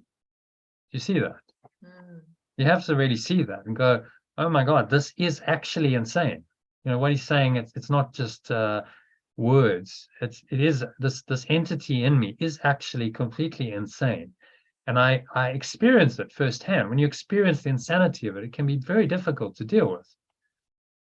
But that's the way you undo it. You go, no, okay. There's a part of your mind that says, no, I will not be insane anymore. I choose to let this go instead. And that's a work in progress. You know, when did you start with the course? Beginning of last year? It was June, I think, June or July last year I started. Okay, so I mean, you're only 6 months into it. I mean, that's relatively speaking, virtually no time, really. It's not a lot of time to work with this. You know, it took me 10 years to just really start understanding what it was about. You know, I sort of understood it on some level, but to really understand it, you know, it was 10 years. And I was pretty diligent student. I'd hammer away. I was listening to the recordings. I was doing workshops. I was, you know, going on retreats with David Hoffmeister, and it, still, because the ego's got this huge resistance. So, you know, you signed up for the hero's journey. I just say, well, just, yeah, you know, you got to just suck it up and take it a bit, unfortunately. And I think feeling angry and upset about it is good, actually, because it's a sign you're alive.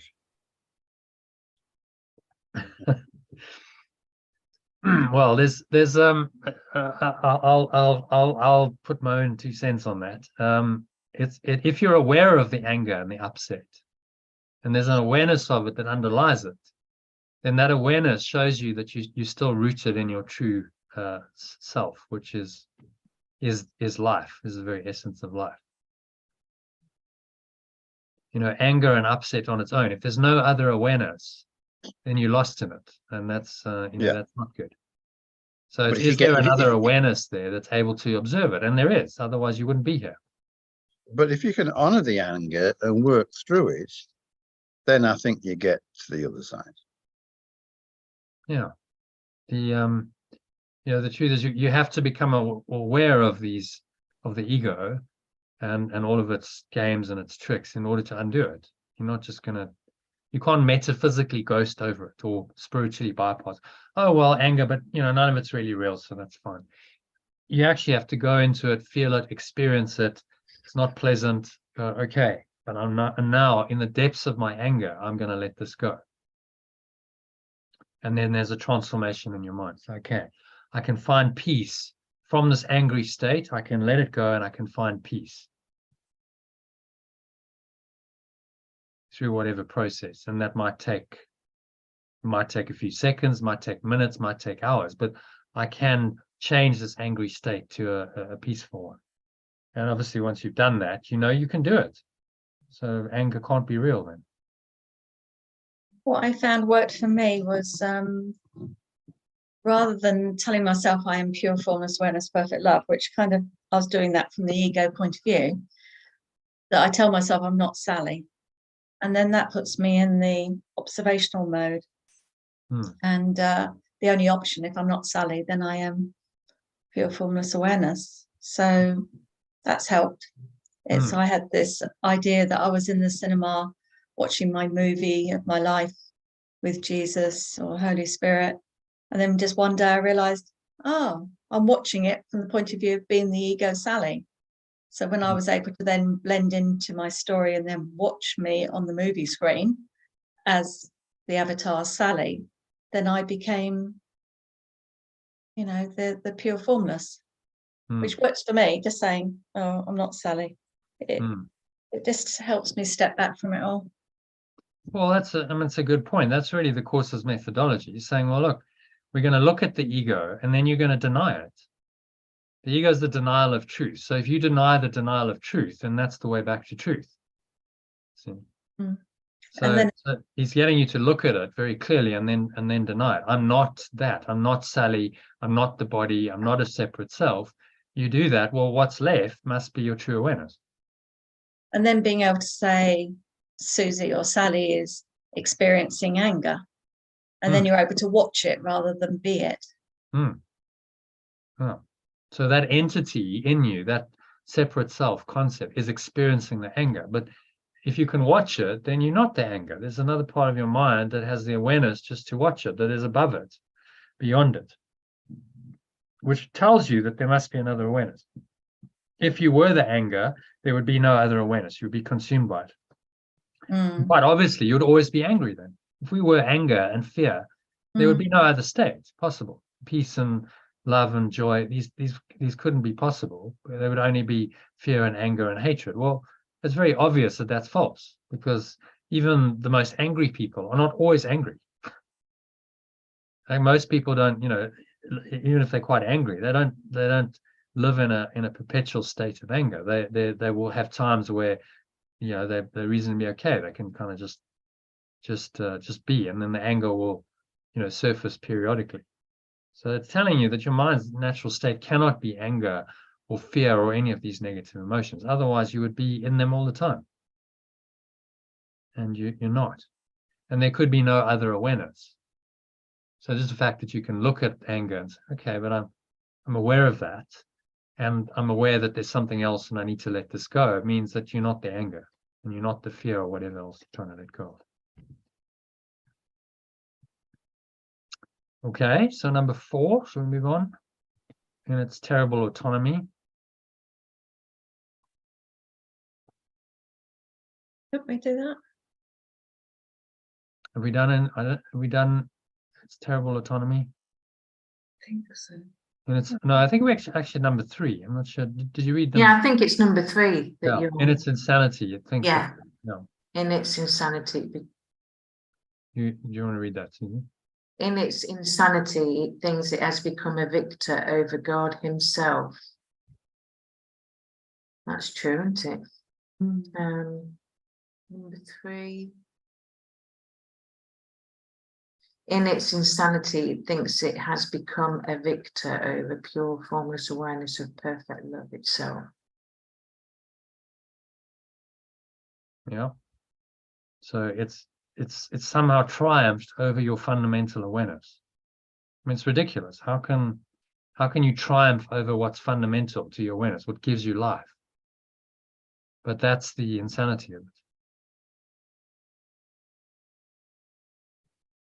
Okay, number 4, in its terrible autonomy.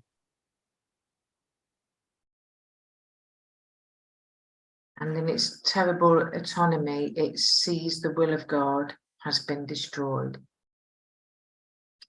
And in its terrible autonomy, it sees the pure formless awareness of perfect love has been destroyed.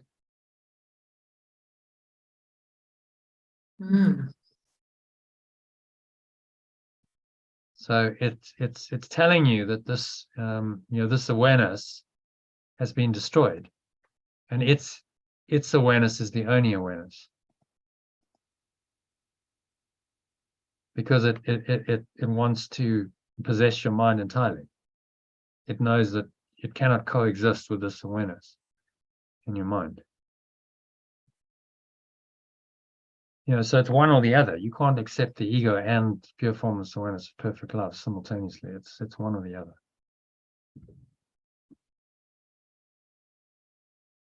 Okay, number 5. Someone else read. Sally or Jackie or Lynn. It dreams of punishment and trembles at the figures in its dreams, its enemies who seek to murder it before it can ensure its safety by attacking them. Oh, Yeah. interesting. You read that.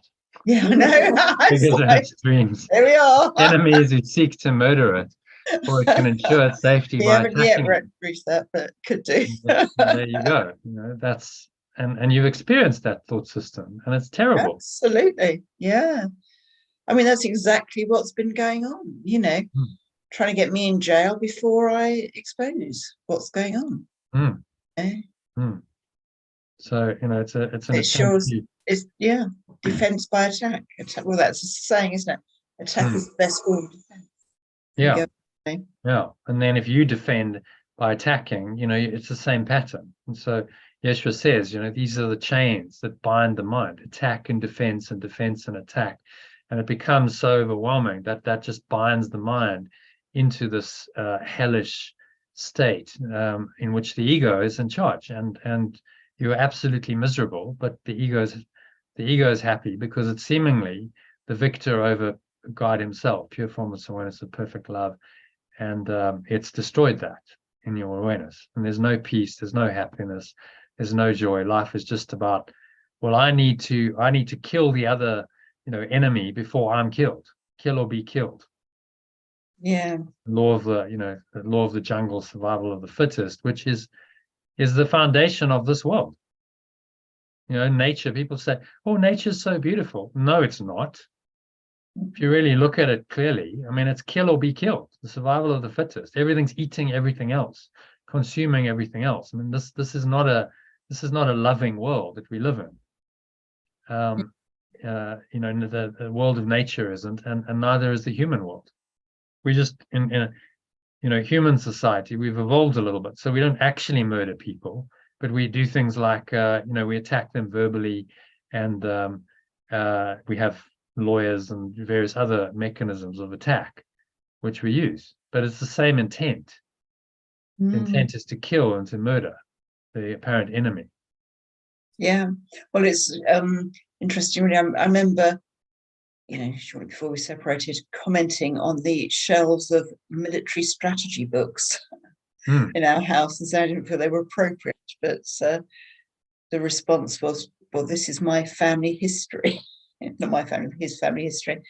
And that's interesting. A family of military people who calculate how to kill other people. That is, and defend their own lives. Because if you're attacking, then you automatically you're in a defensive mindset as well, because your enemy can attack you. That's how it goes. So it's defend, attack, and that's the mindset. Which be grateful, because you're coming up against this insane mindset in such an obvious form that it gives you the opportunity to let go of it all. Say, okay, I don't believe in this in any way, shape, or form. This needs to be undone completely. I do not want to have any part of this. That decision is made, but I don't quite know how to deal with it on a practical level to get beyond this scenario. You don't try and deal with it on a practical. Try and deal with it mentally and emotionally. That's always primary. So don't fear. Okay, so you got triggered. Don't be in a state of fear. Don't respond until that fear is absolutely gone. You can let go of that. You're in a state of peace. Then, okay, now I deal with it. And then if you trigger it again, okay, we'll go do a process, let it go. Find a place of calm and peace, and then sit down and respond and speak to your solicitor or type an email or do whatever. And if that takes you a few days to do, then so be it. That's your work. Yeah. Yeah. And so that, from a spiritual point of view, that's perfect training. So okay, so something's triggered you, the ego's arisen, and now you get the opportunity to let it go Yeah. in a specific instance, because the theory is fine, but unless we get triggered, you can't actually undo the ego unless you get the triggers Yeah. and it arises. So it's that's what's necessary. The same for Yeah. you, Susie. You get triggered and the ego is resisting. So okay, well, I need this. This is how I'm going to undo it, because it reveals itself, and then I can see it in all of its ugliness, and then I can choose to let it go. Well, I just wrote down when you were speaking that I am aware of the ego, yet I also know that the awareness of love is what I desire to be. And I value being love. So actually you are fighting. It's amazing, isn't it, what drops when you're talking? But I do value being love, but it just feels so false. But like you said, when you get to the trigger point, it's then that you've got to turn it around and say, no, I'm not, I'm not going to follow this. I know the truth. Yeah. I guess that's where I keep turning back, or it is like you're hitting a brick wall because I can't see it. And that's the ego's defense. That brick wall is the defense, because it doesn't want you to get beyond that, because you penetrate beyond that. You're in pure formless awareness of perfect love, and you go, oh my God, this is so amazing. Why on earth would I ever want the ego? So while we were sitting there thinking about this brick wall, you allow that brick wall just to be there and allow yourself to just be with it and know that that's not you. Yeah, if you can just be aware of it and say, this isn't me, this resistance isn't me, there's a naturally a letting go of it. The more you bring that awareness in, the more the brick wall ceases to be that solid. What's the brick wall made up of? Just beliefs. It's not solid. It's just your own beliefs. That's all. There's nothing solid about it at all. The ego uses the world to give itself a form, and seemingly become solid. So it comes in the form of a murderous, attacking person. In your case, Jackie, you've got that, or something else that then shows you the form of it. But that's all illusion. It's just a projection of the thought, which is false. And this teaching is just telling you over and over, it's false. There's no substance to it whatsoever. So you can let go of all of it, and you can be free of all of it, because it doesn't really exist. And the ego knows that, and it's going to defend for its life. I mean, of course it's going to defend. And that's why it's difficult, because that defense, that is the resistance that we experience internally, and it's overcoming that resistance. That's the hero's journey. I mean, on a practical level, my temptation with this situation is to say, how much is it going to cost me for you just to go away? But that is giving in, isn't it? So on one level, it's letting go and saying, I don't care about this anymore. I don't want anything to do with this. But then it's also giving in. Giving into what? Being a victim. Is it? And we discussed this before. What do you really want in the situation? That's the question. What do you really want?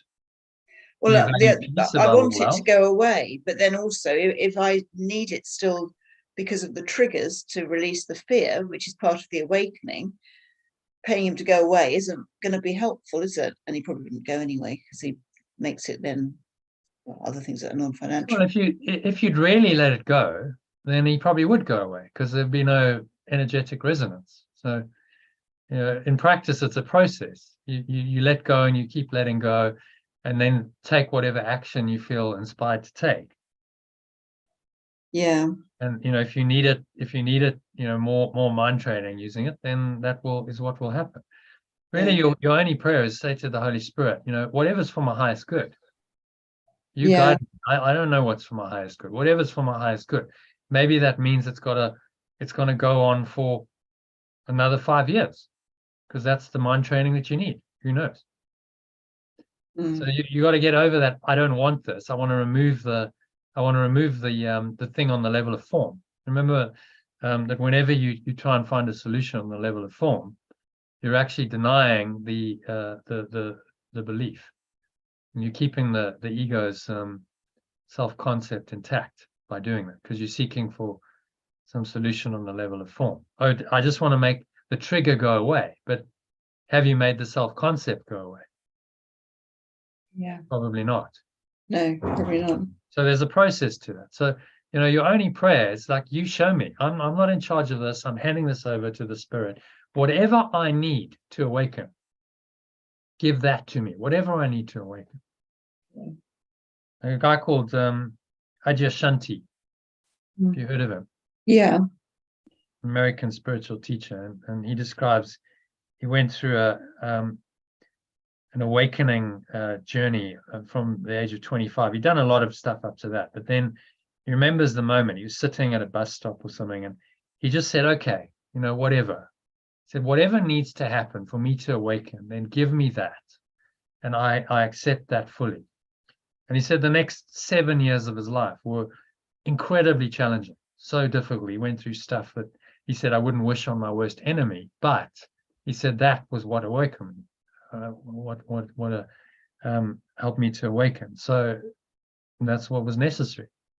And post that, then he became a spiritual teacher and has helped, you know, many people with his books and his presence. So okay, whatever, you know, whatever's necessary. It'll go on for as long as it needs to go on. You give it to the Spirit. You say, I'm willing to keep learning, and, you know, letting go of the ego as it shows up, and with your guidance, and you find the resolution, you know, and you work through it. And you know, that will, if you keep doing this, that will be a significant part of the undoing of your ego, because this is a huge, possibly your major forgiveness lesson in your life. We don't know what comes subsequent to this, but maybe if you learn this one, then you don't need any more. Yeah. It's a major opportunity. Yes. So it's just embrace it. It's okay, well, I'll go with this, and I'll do whatever's necessary, and I'll just be guided. No, I can't figure, your ego can't figure this out. Mm. The ego is just gonna keep you enslaved in its fearful thought system, and it would want to keep the drama going forever, because that keeps the fear and separation, the separate self of Jackie in place. Yeah. So you have to give it to the Spirit and say, okay, you know, whatever, I accept whatever needs to happen. That might mean you go to prison. You see what it means? It's like, whatever, okay, whatever's necessary, because my awakening is all that matters. Some people awaken in prison. They do. It can be a great environment for awakening. So then why would you resist what's going to awaken? But it's really surrendering, isn't it? It's like saying, okay, I'm all of the, you know, the things that I think are good, I have to let go of all of that prejudgment and expectation, and just go, okay, whatever's necessary. Yeah. And that can feel quite scary. Yeah. Then what's scared is the separate self, because you're going, okay, the gloves are coming off. I'm taking this to another level now. I'm really going to surrender. And so, you know, the same thing I'd say to you, Susie. Okay, you know, just whatever you say, your prayer is every day, whatever's necessary, you bring it to me. And I will just keep letting go, and I'll keep surrendering, knowing that, you know, the Spirit will guide me in this, my own hero's journey. Whatever's needed will come. And I'm willing to completely surrender everything. Like whatever on the level of form needs to go, so be it. You know, maybe that means you go to jail, maybe it means you lose your family. You know, all kinds of things can happen, but those would all be helpful if that was what was necessary for your awakening. Mm. I say I'm letting go, but then you sense the holding on, but then that's the resistance. Mm. And that's all I've sensed for a long time, this you know, letting go, holding on, and resistance, and the resistance just seems to get bigger. Mm. And then I think my focus needs to be somewhere else, because this is just driving me insane. No, what's happening is you're becoming aware of your own insanity. Mm. That's what's happening, and it's not an easy process. To I mean, I become thought putting the car keys in the fridge was a bit of a joke, but I think there's more than that. Are you going, John? I've Okay. got to go, yeah, but I will see you soon. All right. Fantastic. Thanks, everybody. Bye, Hi, John. All right. Speak to you soon. Bye. Okay. So where are we? Number 3. Son of God is egoless. Whose turn? Jackie, do you want to read that? The Son of God is egoless.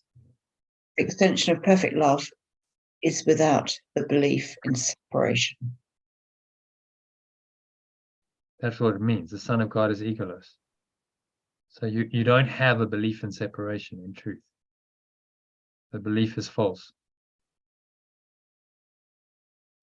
Okay, number 2.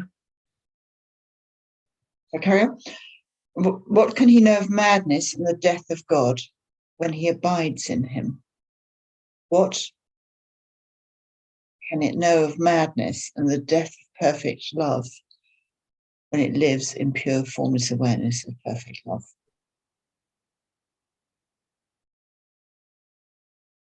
So how could it know of any of the denials of love when it is love?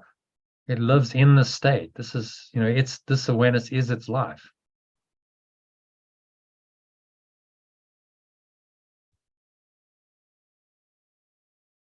So it's just highlighting that the impossibility of this ego, of the ego's existence.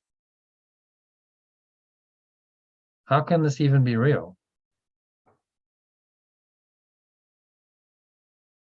Okay, next one. What can it know of? What can he know of sorrow and of suffering? What can we know of sorrow and of suffering when he lives in eternal joy?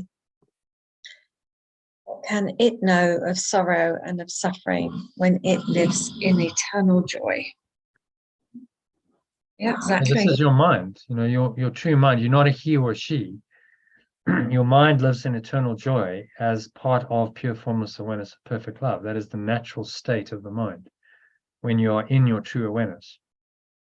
You don't have to try and be happy, be joyful, be peaceful.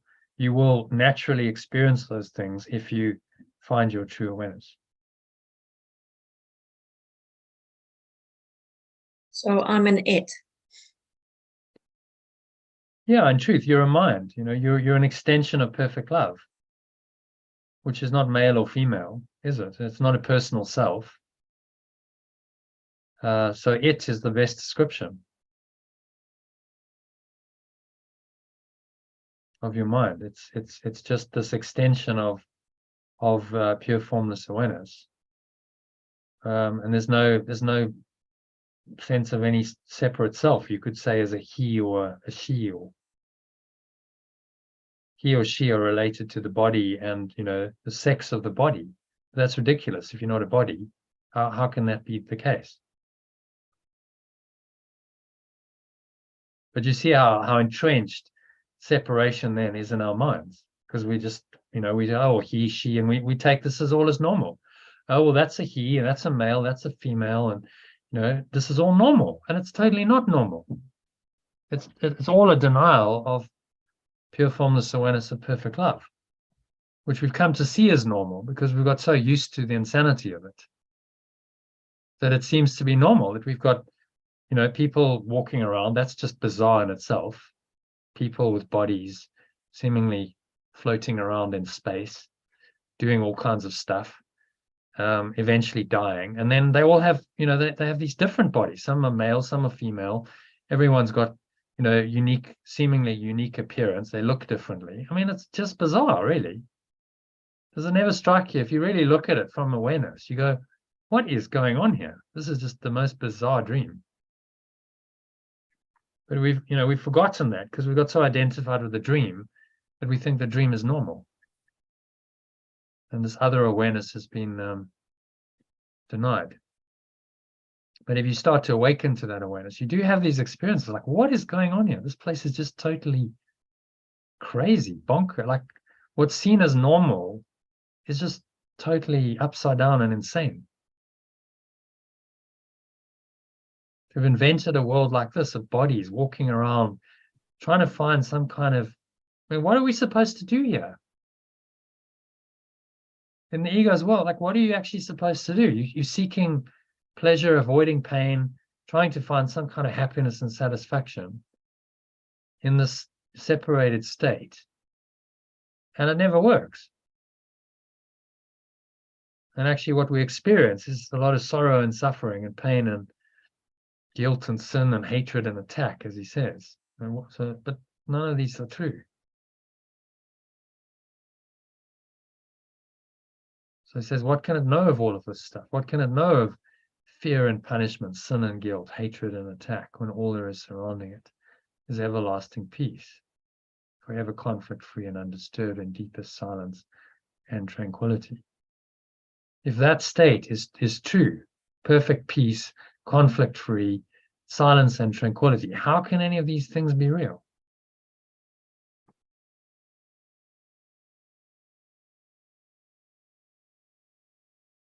Well, they can't be. If you accept that this is possible, and you know it's possible, Sally, because you've experienced it, then clearly the dream of fear and punishment, sin and guilt, hatred and attack, and all the other ego's negative thoughts and emotions cannot be real, because it denies the one reality, denies the other. You can't have peace and this conflict-free silence and tranquility and have these at the same time. They contradict each other. Okay, so to know reality. To know reality is not to see the ego and its thoughts, its works, its acts, its laws and its beliefs, its dreams, its hopes, its plans for its salvation, and the cost belief in it entails. To know reality is not to see the belief in separation and its thoughts, its works, its acts, its laws, its beliefs, its dreams, its hopes, its plans for its freedom, and the cost belief in it entails. Pretty comprehensive list. It's going thoughts, the works, so that's everything the ego's made in the world, its acts, its laws, all the laws that the ego's made up seem to be real here. Its beliefs, its dreams, it's all your expectations, dreams, hopes, plans for its freedom, cost belief in it entails. Just to not see any of that, so none of that. None of that is true.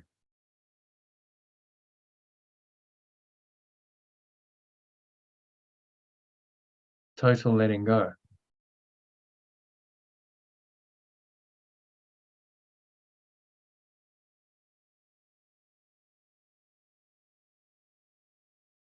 Okay.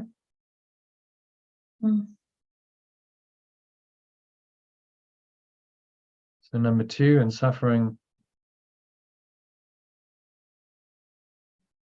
Do you want to do it, Susie? In suffering, the price for faith in it is so immense that crucifixion of the Son of God is offered daily at its darkened shrine, and blood must flow before the altar where its sickly followers prepare to die. In suffering, the price for faith in it is so immense that crucifixion of the extension of perfect love is offered daily at its darkened shrine, and blood must flow before the foundation where its sickly followers prepare to die. It's kind of laying it on thick. I mean, it's not, these are not pretty images. But, he's telling us very clearly, this is a death wish. You believe in separation, then you have a death wish. Because it kills everything, destroys everything.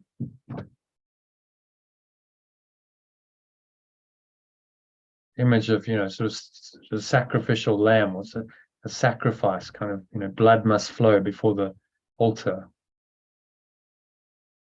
Which, all of that is a belief in the ego. Something must die in order for so-called God to be appeased. The misinterpretation. If you keep resisting without realizing, that is like a death wish itself, isn't it? Yeah, as long as you're in the ego, then you're in the death wish. You'd actually rather die. The ego would rather die than be undone and go to the truth. Your mind be given to the truth. And so, some people do. They choose death repeatedly. Death of the body. And the truth is you can't really die. No. No, you can't really. So the ego thinks it's killed you, but it can't really kill you. So you just come again and you just repeat the cycle. And I guess that's why you have these experiences, to see if you do believe. Well, so the world then tests you out and it says, okay, it's going to trigger the ego to arise. And then, do you believe this? Are you going to hang on to this and believe this, or are you going to let it go and find the pure formless awareness of perfect love beyond this, beyond all this insanity? I wondered shrine. So I've translated altar. It's darkened shrine. So shrine is like something you worship. A shrine to the God, typically. It's darkened. Translation for that. Any ideas, anyone? No. Let's have a look. Shrine. Shrine is a sacred or holy space dedicated to a specific deity. It's darkened. Yeah, difficult to translate that in one term. So maybe we just keep it. It's darkened. Dedicated. Path. Yeah, for daily, it's darkened. Because altar's the same as well, isn't it? Even if you change it to altar, it's like yeah, well, altar's the foundation. We've translated altar to foundation. Oh yeah. So the altar, it's darkened. Let's just leave it as shrine. I can't think of anything better than that. So. Good word, yeah. Okay, so I mean, this is one of those stick lessons where he's laying it on thick, because he's got to tell us, what it is. If he kind of tries to mollycoddle us, say, well, the ego's not so bad, and you can kind of make friends with the ego. I think you said, some course teachers teach that. I mean, how you can be a course teacher and teach that, I don't know, because you're not teaching the course. But nevertheless, people do. Because it's their own interpretation. They've put their own teaching and they've called it the Course of Miracles, but it's absolutely not. There's nowhere here and nowhere in the entire course where it says make friends with your ego. You can't make friends with a psychopath. It's not possible. Well, that's true. Yeah, maybe that's right. I suppose there's part of me that thinks that on some level you could make friends with the extremely egoic part of somebody in order to access their true self. But as you say, with a psychopath, you can't even do that. So good luck with that one. Yeah, exactly. Because the ego doesn't want friends. The ego can only see, it can see temporary allies. Oh, this person is useful temporarily, so I can use them to get what I want. But it can't really ever make true friends, because true friendship implies a degree of love and caring and respect that the ego is not capable of. So the ego is not really even capable of friendship. All it can do is transactional type relationships. I scratch your back, you scratch mine, and inevitably that's going to go wrong at some point, because the equation is going to go out of balance, and then the ego is going to feel resentful. Well, I've scratched your back more than you scratch mine, so therefore you owe me, and now I feel resentful because I'm not getting, what I want from the relationship. And so the best it's capable of is special love, which is really special hatred in disguise. It's not love at all. It's just attachment to a false identity. It doesn't even exist, and then buried in that is the hatred, which will come. Yeah. in any special relationship. That won't, the illusion of love doesn't last very long. Yeah. Which I mean, you know all of this because you've experienced it. Yeah. So, if someone was genuinely willing to look at if your ex was willing to look at his stuff and really go on some kind of transformational path and really undo and forgive and let go, then maybe you could turn that into a holy relationship. But it sounds like Well, that's the furthest thing from where he is. well, the funny thing is he did a couple of courses with Sandy and found them amazing. And we had a fantastic conversation after his last one, just a couple of weeks after he'd left. Mm. And I thought, God, we've got a real connection now. Mm. So, it wasn't long lasting. Nothing changed. There was, the words were all right. They all made sense and they all sounded non-egoic and, with understanding. But no, nothing changed. Well, maybe his ego fought back with a vengeance and went, okay, we're going to go into overdrive now, to defend against this, apparent threat. So he had a moment maybe of opening to something else, spirit, because I mean everyone does have that, but then the ego seems like it came in and covered it over. Yeah. And then you have to say, well, can I actually reach him? Is it possible? Maybe you can't. It's not your place. And you don't have to take that on board and say, I have to save him. It's like, your sole responsibility is to accept the atonement for yourself. That's all. That's all you're saying. You don't have to save anyone else. Just save yourself. No, I'm not. I'm just interested in finding, the words return to love is often sort of bandied around. Return to a place of peace where things can be settled. We can just move on. I just don't want to keep having this stuff coming through my email. I don't even like going to my computer. Well, so part of your letting go is say, okay, I'm going to let go of the only reason you don't want it is because it triggers you and it's unpleasant thoughts and emotions. Well, when you can face whatever email's there and you just, well, whatever, it doesn't affect you, then you've learned the lesson. Yeah. And then probably the emails will stop. That's how it works. Yeah, I've got to work more on the fear. Because you've learned, So can you face it? Go, okay, don't avoid it. There's an email, don't avoid it. Go, right, here we go. Take a deep breath. Let's get myself into a good space for a minute or two, maybe do a lesson, breath break. And then you go, okay, I'm going to face this. Yeah. And now observe. Okay, so now what's going on? Oh, I'm reading it and I can feel a flutter. I can feel that fear starting to arise. I can feel the anger.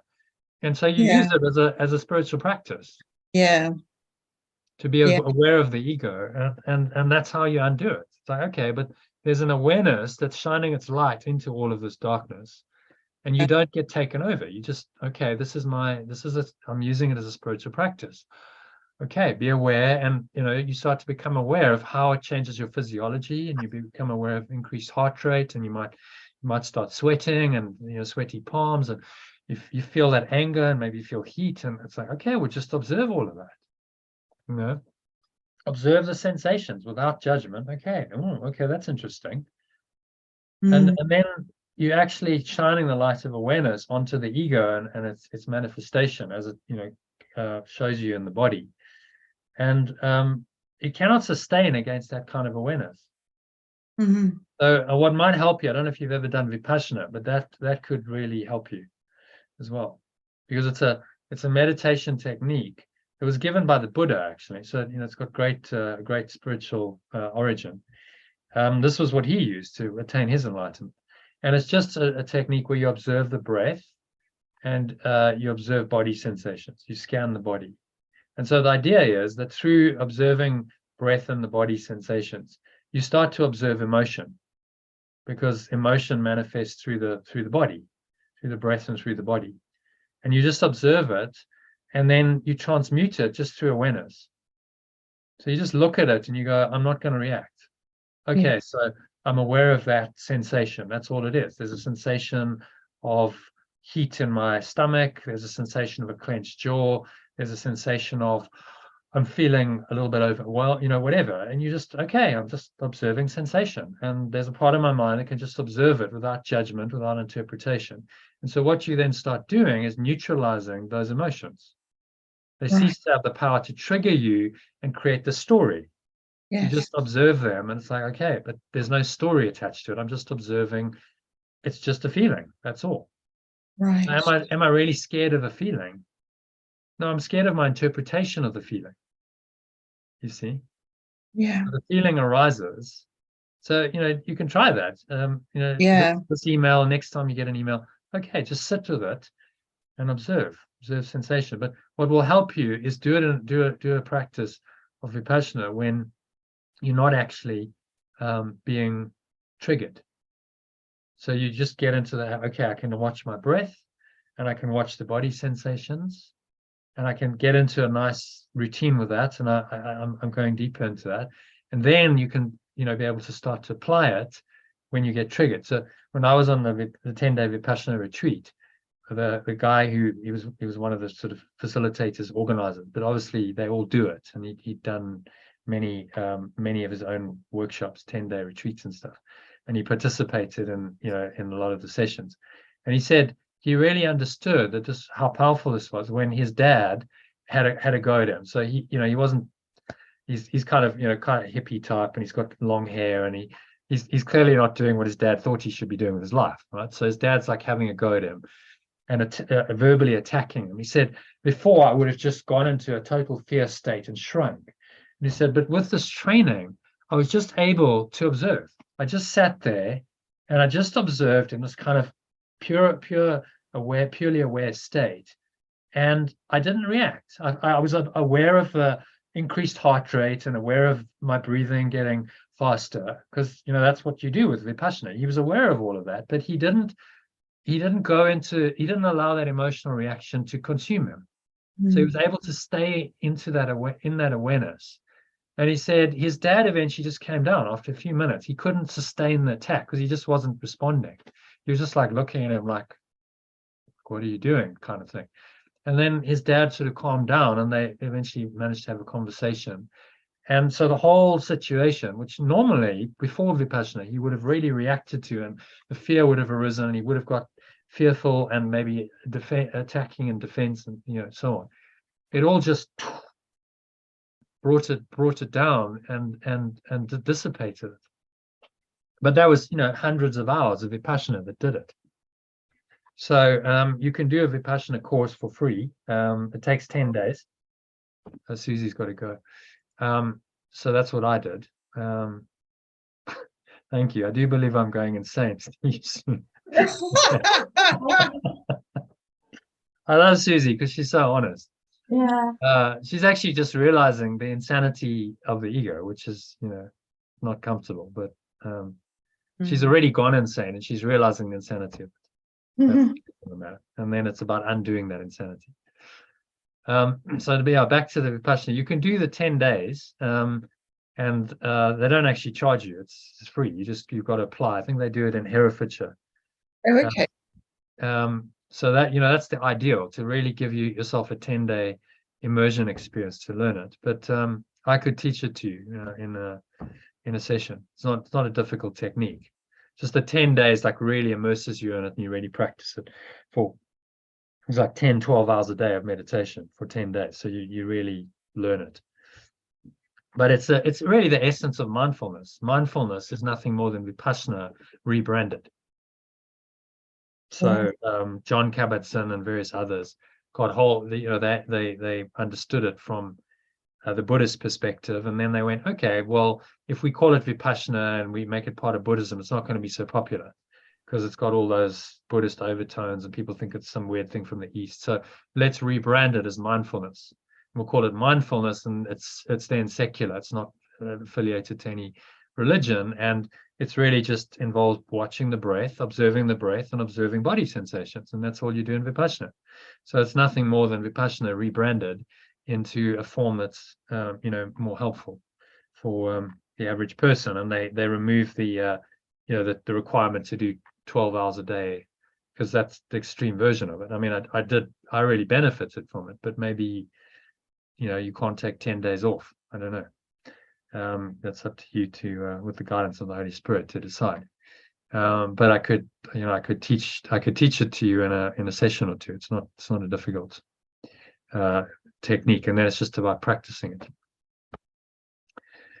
So yeah, let me know if you'd like to arrange a session to do that. And I kind of incorporate it into the meditations, but I've mixed, it's not pure Vipassana, because I've mixed in breath work with the course. In Vipassana, you do nothing other than observe breath and observe body sensations. There's no affirmations, no other thoughts come in. The idea is just to kind of empty your mind. So it's a different kind of meditation technique from the one that Yeshua is using. And both have their place, both are valuable. There's no reason why you couldn't do both. Okay, so where are we? Crucifixion of the Son of God. You've done the darkened shrine thing. And then, he never leaves us in the darkness. He then switches it into the light. So, Jackie, if you want to read, yet will one lily of forgiveness.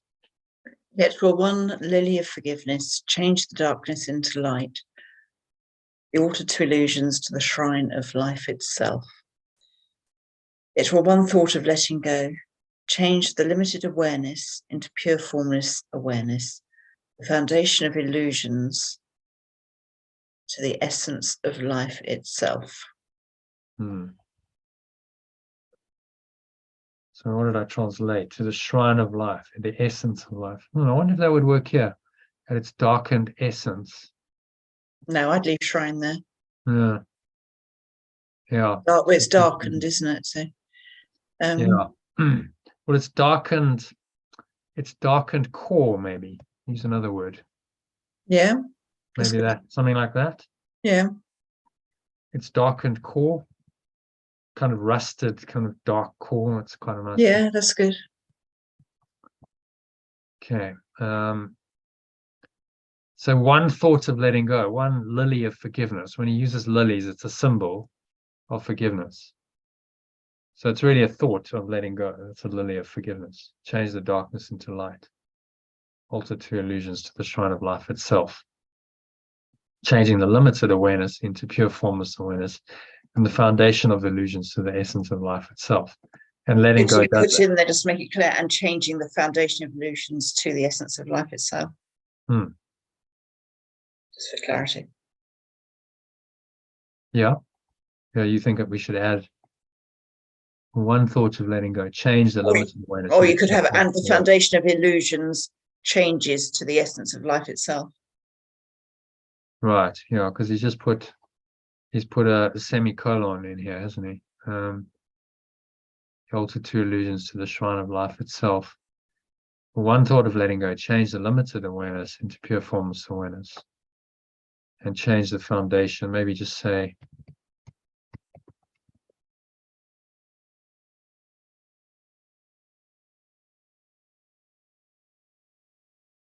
A comma then after formless awareness.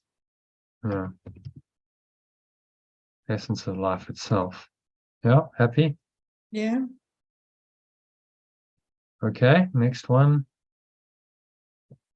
Do you want to go up so that I can see the original? Just do that. Yeah. Do it, which I can. And peace will be restored forever to the holy minds which God created as his Son. His dwelling place, his joy, his love, completely his, completely one with him. And peace will be restored forever to the holy aware minds which pure formless awareness of perfect love extends as its extension, its dwelling place, its joy, its love, completely one with itself. Yeah. So pointing us to the unity.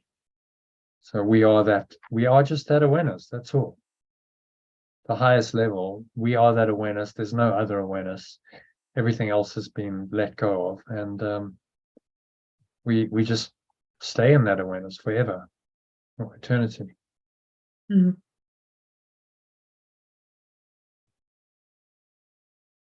It's a very simple teaching, but the complexity The difficulty comes in undoing the false, Mm. this whole false self-concept and world. I mean, we've gone to such lengths to believe in illusions. It's extraordinary.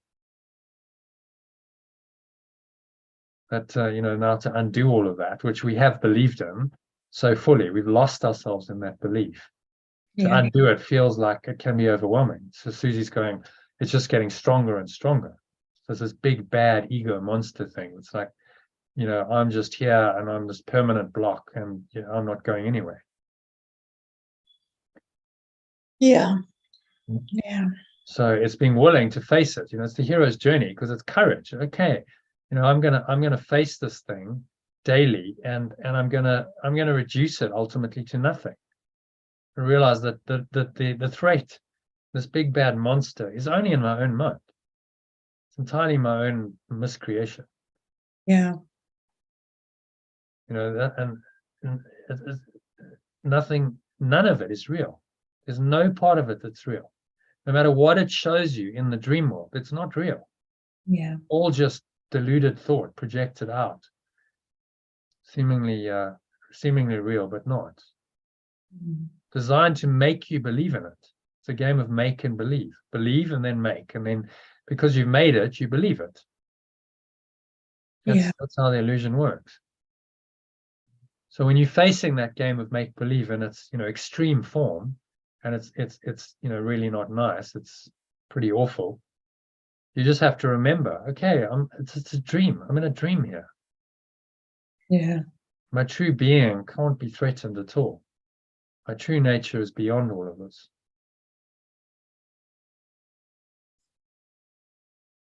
And the more you tell yourself that, the more you start to awaken to that true self. Say, okay, no matter what, I can stay there. I'm not moved by any of these illusions, false projections. Yeah. So the only answer is to keep letting go. Yeah. As it arises, you keep letting go of it. What else can you do? Yeah. And that will take as long as it will take. Yeah. But in the moment, when you do that, you'll feel better in the moment. So it's not just a long-term thing. In the short term, in the immediate experience of life, it's going to make you feel better. It's the only thing that is going to make you feel better. So Yeah. really, you could numb the pain with something else, distract yourself with something else, shopping or eating or drinking or drugs, or but that's not really going to work, because it will come back once the temporary effect of whatever the distraction device is wears off. Yeah. Which any addict will tell you. They'll tell you eventually the pain becomes too great because it doesn't work anymore. The addiction served a purpose seemingly, but it ceases to. The addiction becomes its own source of pain. So Yeah. this is really just saying, okay, I'm just going to take this ego on, and I'm not going to shrink back. I will just keep doing that until it's undone. Mm. So Yeah. you got to just recommit to that. It seems like a struggle and a fight, because the ego's got all this resistance. But it's like, okay, I'm going to do this. There is no other way. I'm committed, and against that kind of willingness, the ego can't stand ultimately. Yes. And that's the hero in you. You've got to access that hero and go, okay, I can do this with the help, not on my own, but I can do it if I find my higher self, and I find the essence of who I am, and I let that come through. Then yes, I can do this, because it's not really me doing it. It's the spirit doing it for me. So you have to call upon, when you're facing the big bad monster, you have to call upon what can actually undo it, what can fight it, and that's the Holy Spirit. Yeah. The little self can't, well, the little self is that. So it's like, of course your little self can't take that on, because it actually is that in disguise. You just split your mind. The ego splits itself and goes, oh, now there's this big bad ego, and now I'm the little victim of it. I mean, that's insane. You've split your own mind. It's a self-deception going on there. That's very good. And maybe you can laugh at it as well. Okay, there we go again. Well, no, whatever. You're trying again. Another lawyer's letter. Oh, okay, another lawyer's letter. Okay. You got to get into like, okay, bring it on then. Come, give me whatever. You could sit and just really say, okay, bring it on, whatever. Come. Let's get this over with. Bring it on, and so then it might come to a head. It might get very intense. But that's the way to resolve it.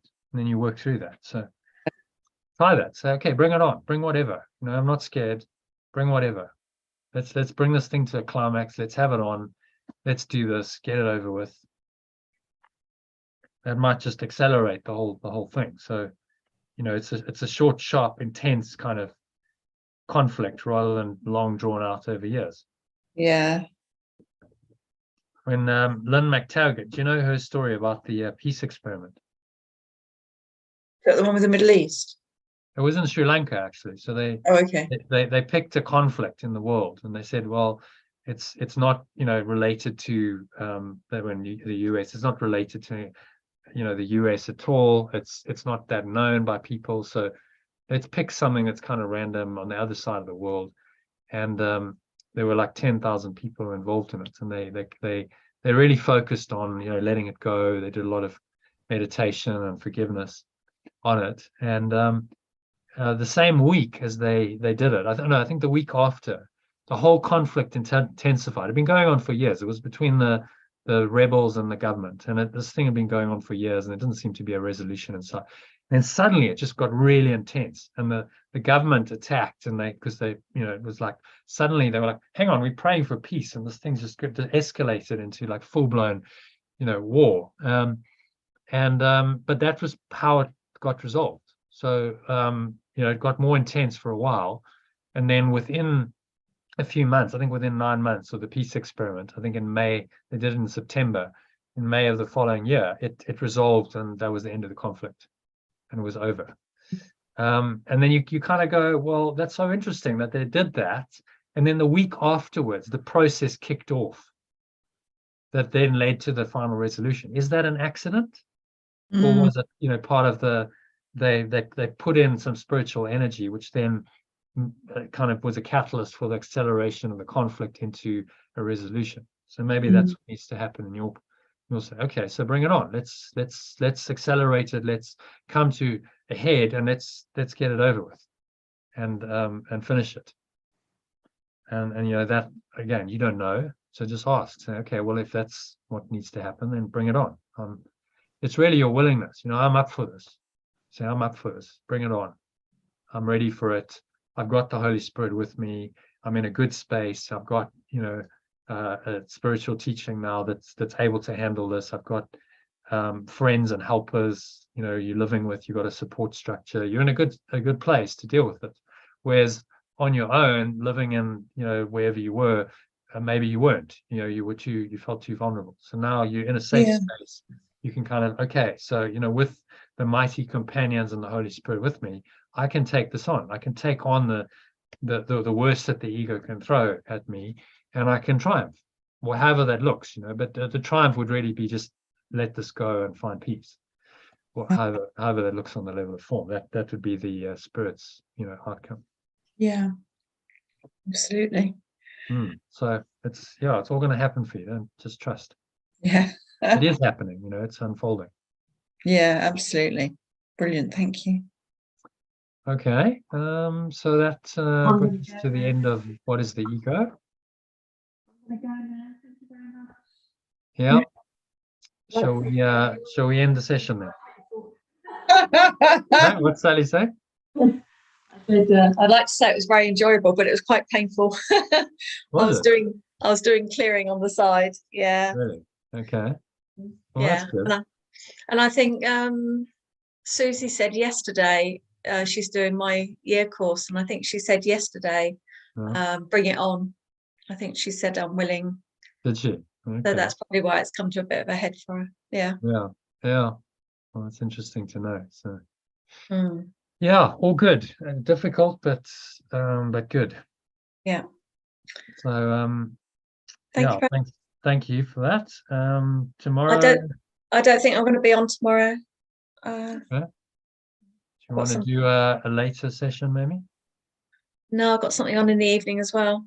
So I've got something on all day. So over to Jackie. I'm trying to remember what I've got on tomorrow. Oh, what time's that? Yeah, that's good, isn't it? Should we do about 4:30? Yeah, we could do later. That could suit me. So Or 4? yeah. We say 4 o'clock. Okay, yeah, 4 p.m. Okay. Brilliant. Lovely. Okay, see you then. Brilliant. Thank you, Johnny. That was really helpful. All right. Amazing. Thank you. See you tomorrow. Okay, namaste. Yeah. Namaste. Bye. All right, so that brings the session to an end.